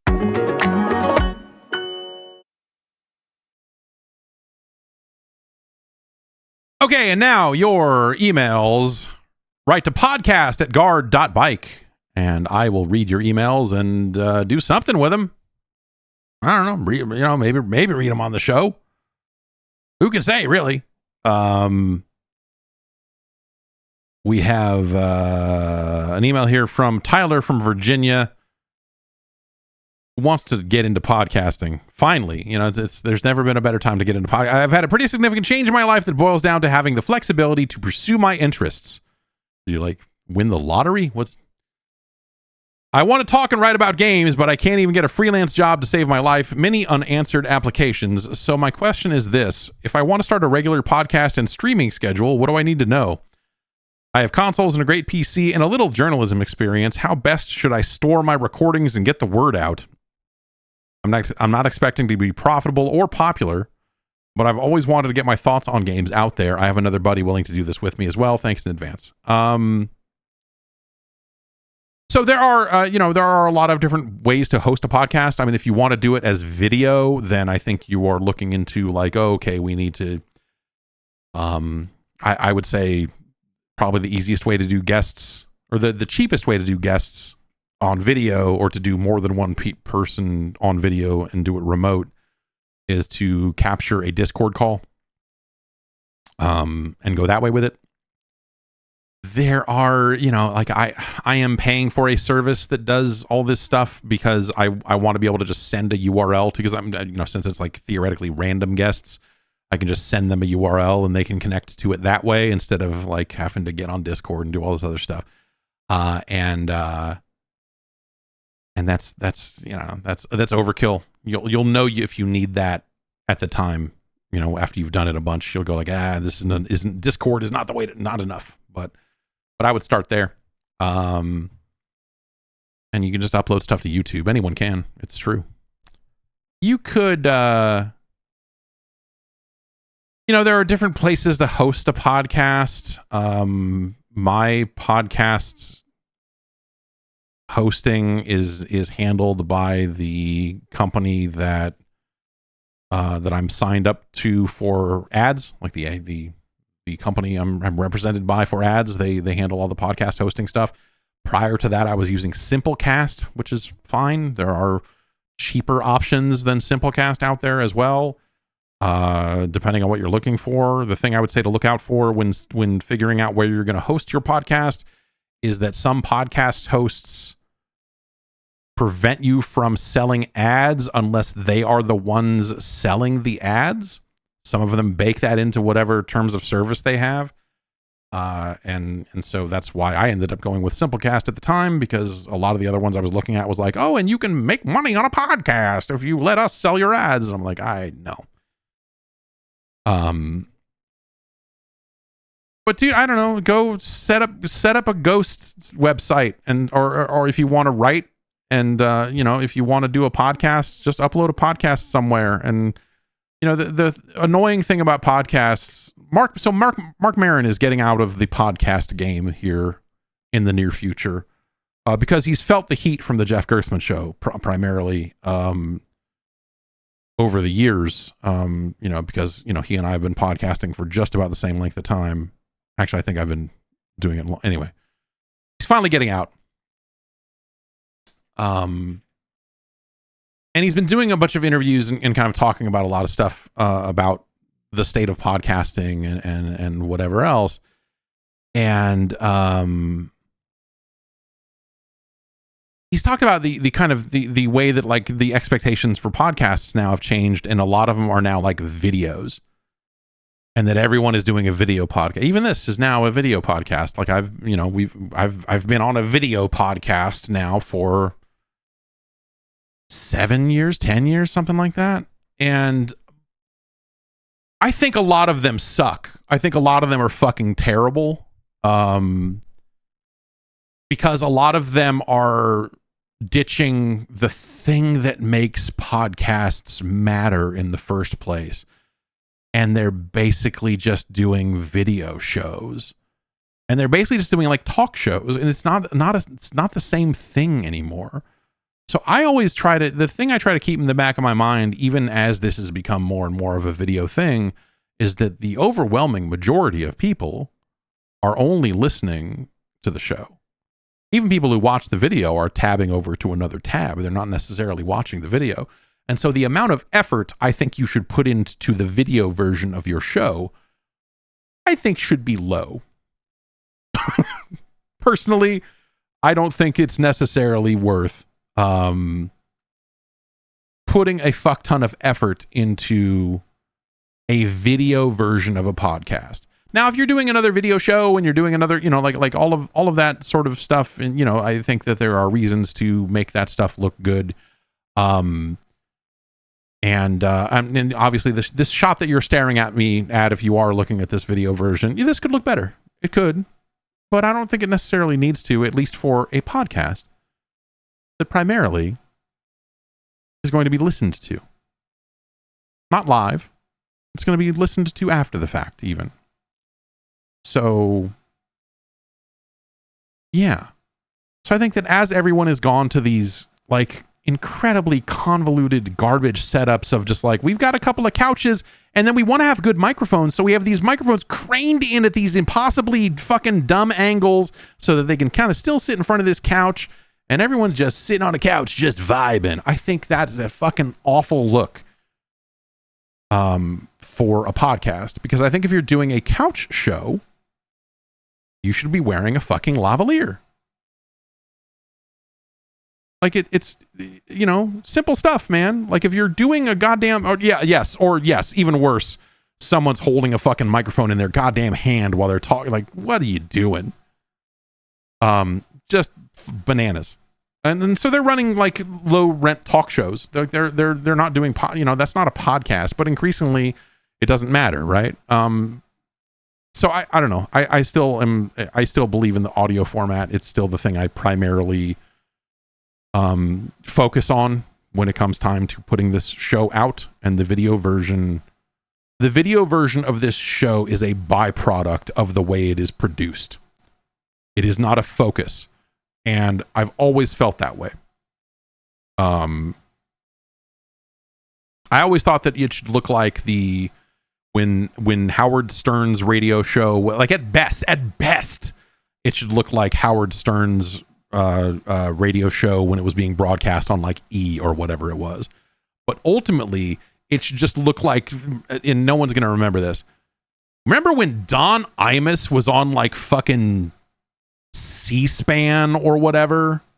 The radio guy, Don Imus, he has long since passed away, and like he just sucked. It was just like, here's this fucking dude sitting in a fucking blue room, like, and he's not looking at the camera, he's not addressing the camera. It is just like, it is a camera pointed at a radio show. That is how I think about it.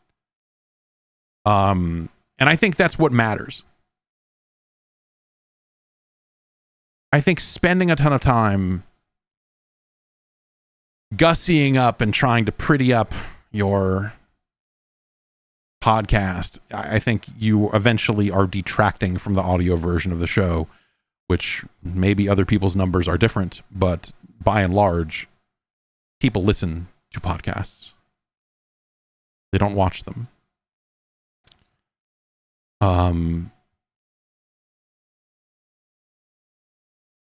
But yeah, if you want to host a podcast somewhere, just host it. They'll just Google it and do it. You know, it's just start doing it. You can always change. You can always move a podcast feed from place to place. If for some reason you hate the place you're hosting your podcast, it's not that hard to move it around. Yeah, you should just start doing it.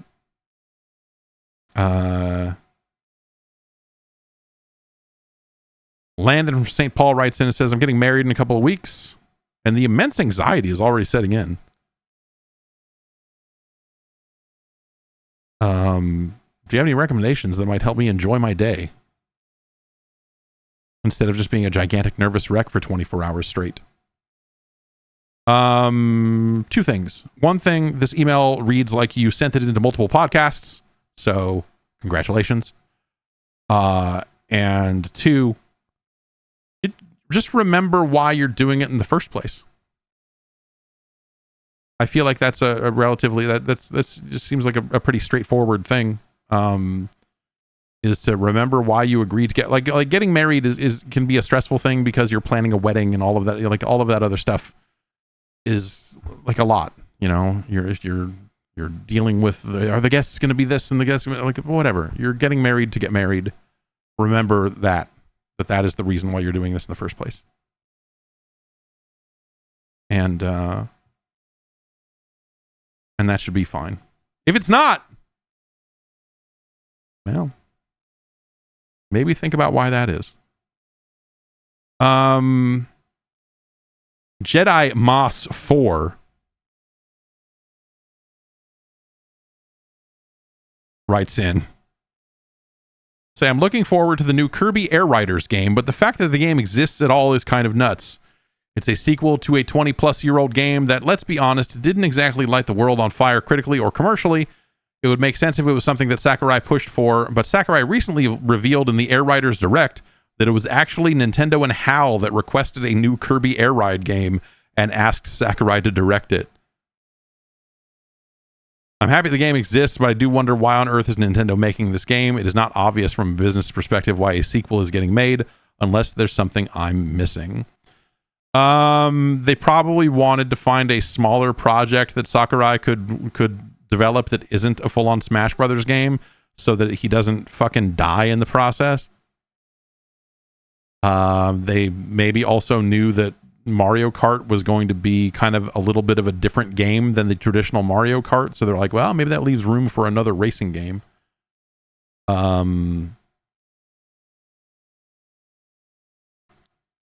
Yeah, I don't know. Maybe they thought that would be a good way to keep him involved in making a game if they gave him a smaller project. And then after this game is out the door and done, then they hit him with the, so, did you have fun making that other game? Yeah, I mean, it took like no time, huh? That's cool, right?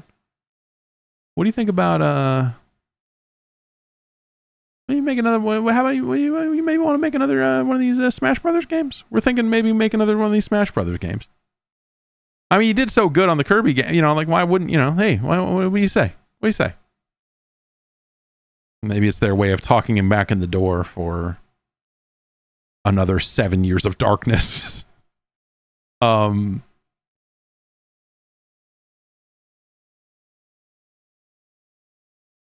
Let's see.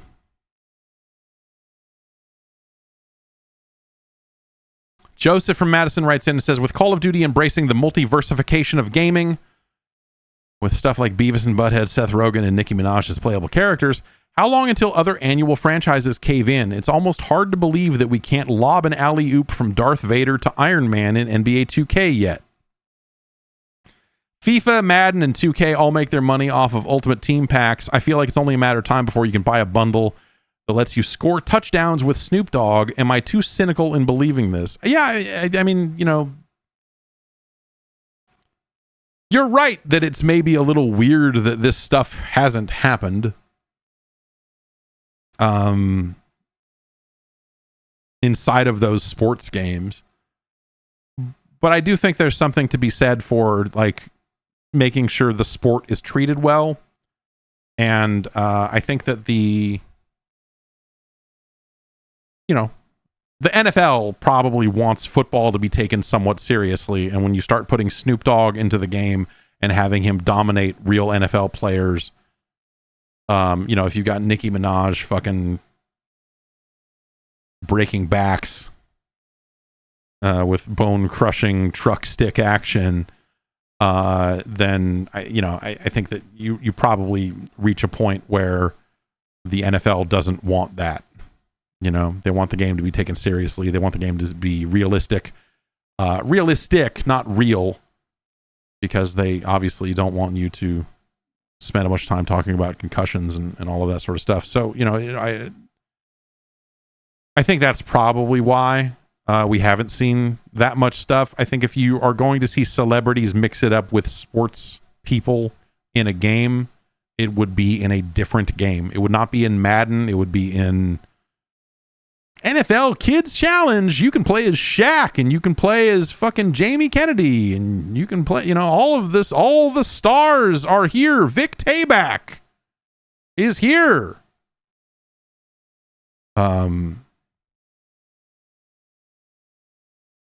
Yeah, that's probably why. You would probably need some arcadey take on those sports already before you could be like, Vince Vaughn with the behind the back two-hand jam. Like you kind of,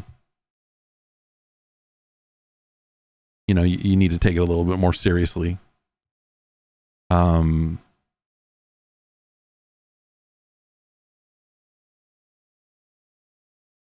see.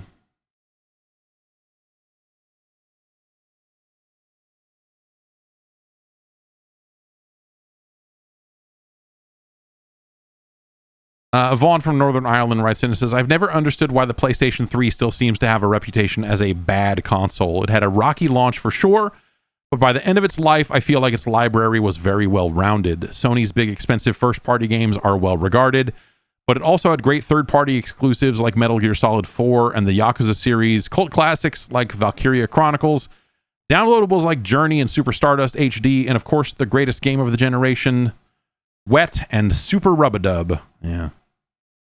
It was the last console I felt I had to own for its exclusives before going all in on PC. Do you think the PlayStation 3 is due a reevaluation?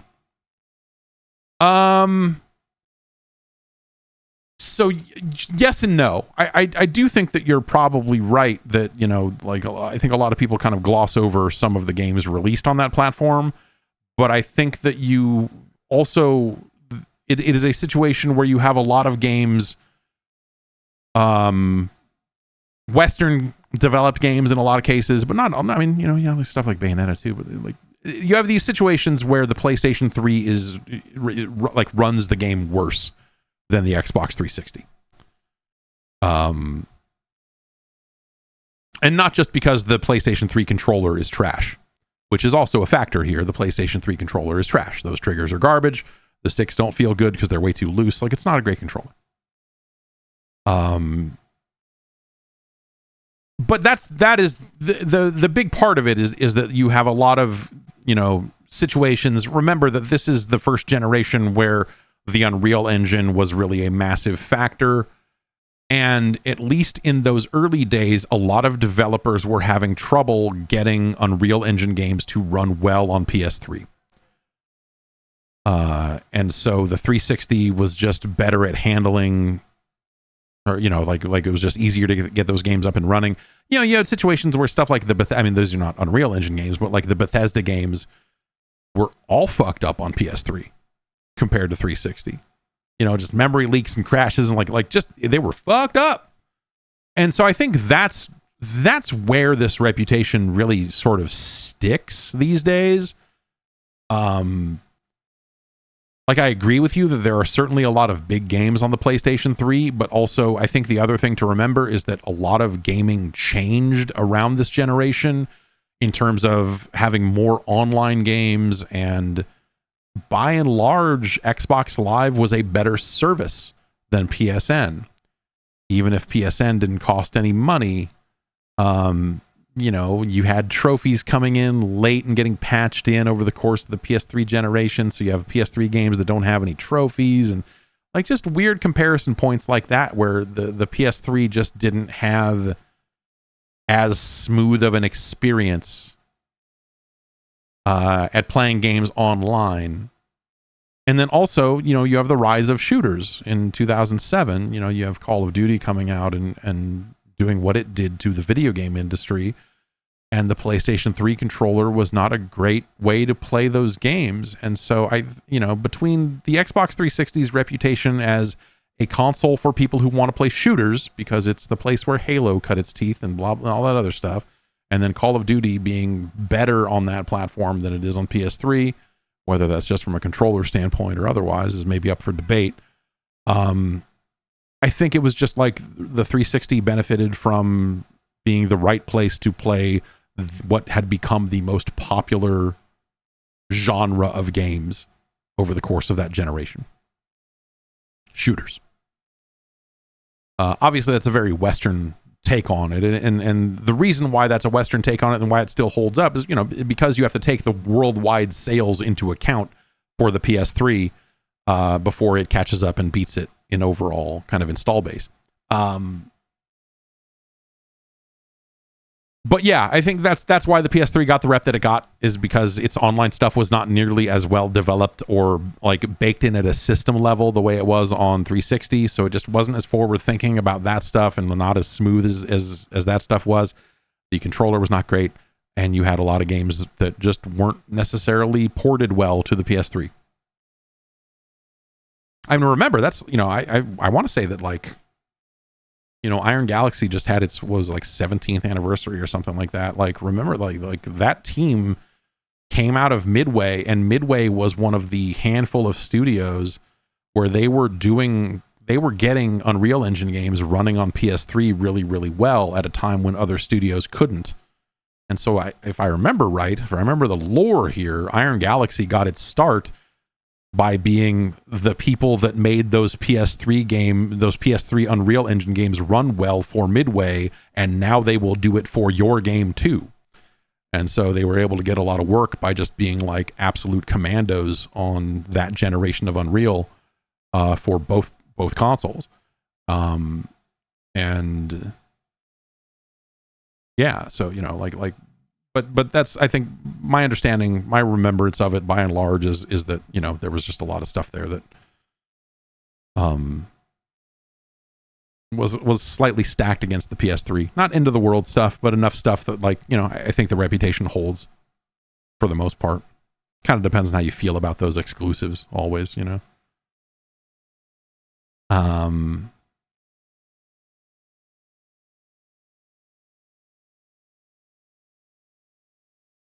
Let's see, maybe we take one more here.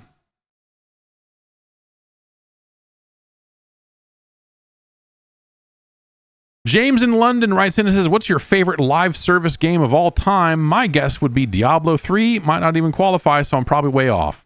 My favorite live service game. It's 3-3 freestyle basketball. No. Gunzy the Duel.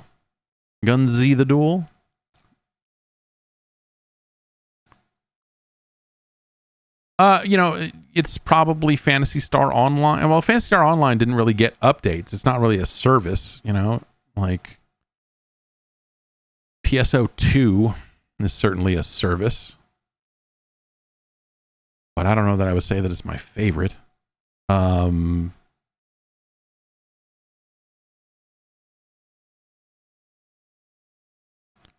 says, you did pay for the Hunter license. I fucking didn't.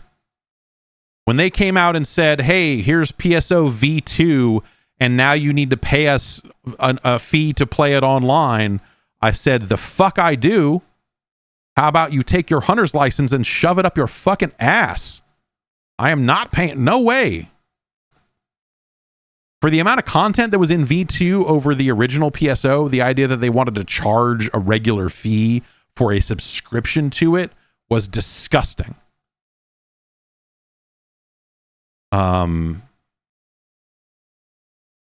And then, yeah, when Phantasy Star Universe came out on Xbox 360 even, they wanted people to pay extra to play that thing. Like, fuck you. What? Are you high? No way. It's a damn shame.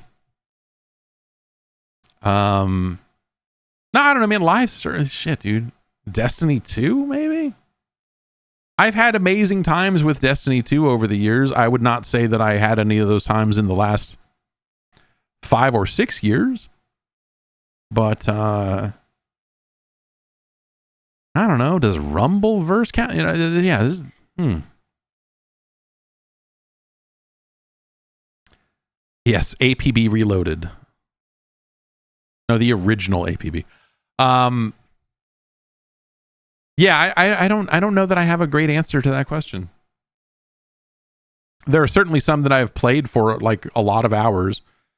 Diablo 3, yeah, does Diablo 3 count as a live service? Did they sell? I don't know that I would say that Diablo 3 counts. Diablo 4 probably does.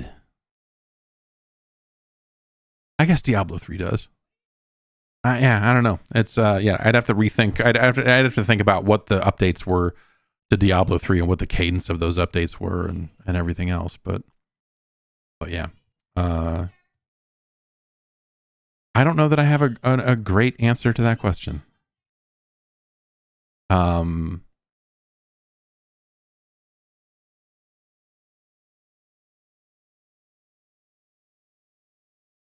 Johnny from PA writes in and says, I would like to know how it came about that you were involved with the audiobook of New Arcadia.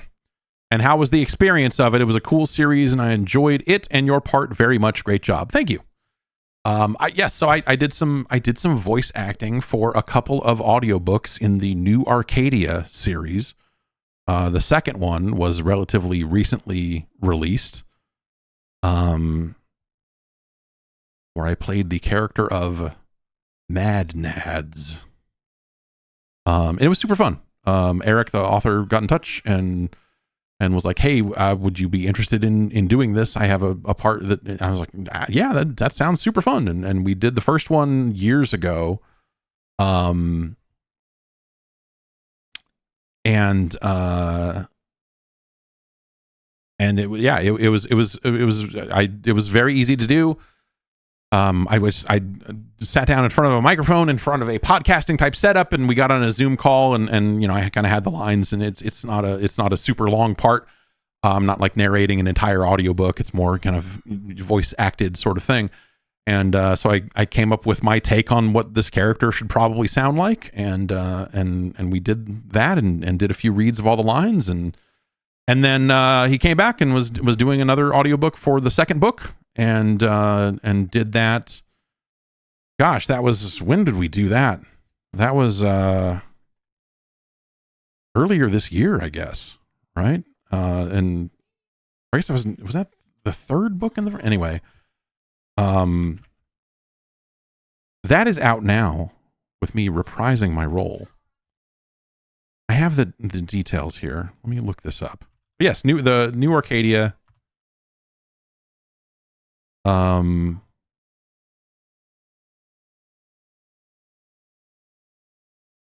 Yeah, so this came out at the end of July. So this is actually only came out about a month ago. It's called New Arcadia Judgment Day is the most recent audiobook version in the series, and so that is out now. And it's like James Urbaniak is in this, and Dana Snyder, the voice of Master Shake, is in this, and so Andy Merrill did the voice of Brack did this. I'm like, it's weird to me that I am able to be in a project with actual good real voice actor. I'm like, wow, okay, crazy. It was super fun. I would be interested in doing more stuff like that, I guess. I don't know, but it's not something I'm like actively pursuing. But Eric was great and asked me about it, and I was happy to do it. It was super fun. Super fun. Yes, New Arcadia Judgment Day by Eric Jason Martin is out now. It's on Audible and other platforms of that nature. So check it out.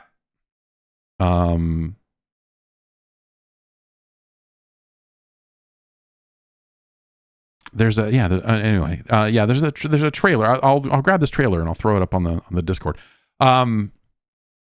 Anyway, that's gonna do it. Let me check here. I think we have one more. We have one more email in us here before we hit the bricks here.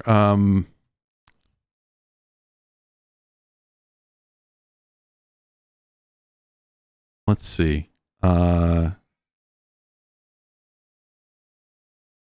Matthew in Greenville writes in, talking about just, physical discs on consoles and stuff. The only reason I want discs on consoles today is because of sales and backwards compatibility. Sometimes other retailers will have sales for PS5 games, but they're disc only. I got my hands on the only PS5 I could at the time in January 2022, and it happened to be the digital only.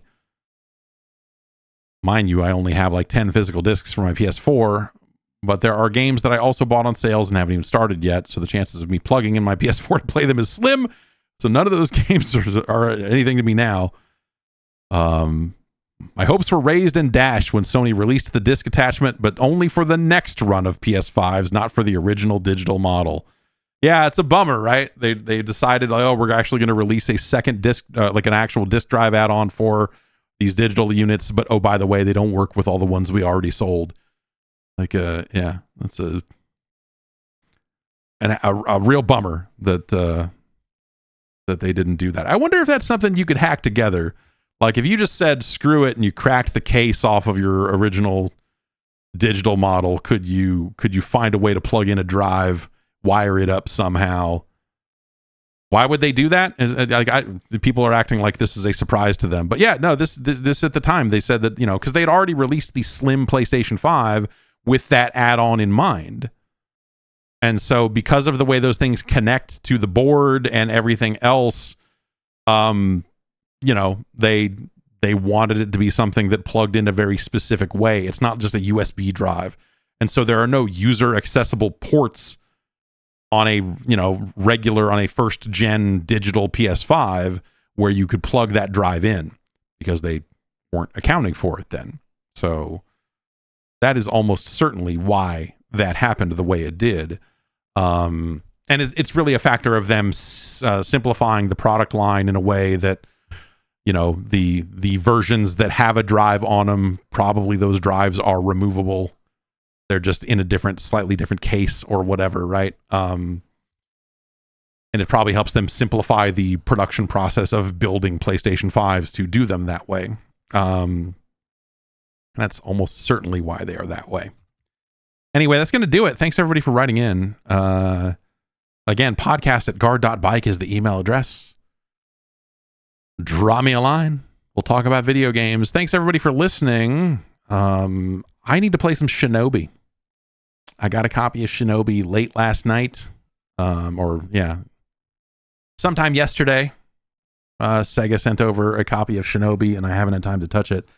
But I am going to check that out. And yeah, there's that Luminous demo out as well. That's a time-limited demo that they announced today. I guess they announced it today and released it today, but there's some kind of, like, it's only going to be up for a week or whatever it is. So if you want to get some Luminous in, now is the time. But that game's out pretty soon. That game's not that far off. So whatever. Get you some Luminous either way. And I will be back. We'll do something tomorrow. I don't know. We'll hang out. Maybe we'll do some video gaming. And then Friday we will rank some 8-bit Nintendo games. Be sure to come through. And if you want to get an ad-free version of the podcast and get access to the Discord and all sorts of other stuff, head up to the Patreon, patreon.com/Jeff Gerstmann. They have added a new feature to Patreon called Quips, which are like short form posts like tweets or something that you can post to Patreon. And I don't know. I'm going to try that out. I'm going to be quipping. You know what I'm saying? Quip it up. Get quipped. All right, I got to go. All right. Everybody have a good rest of your Tuesday, and I will see you next week or tomorrow or both.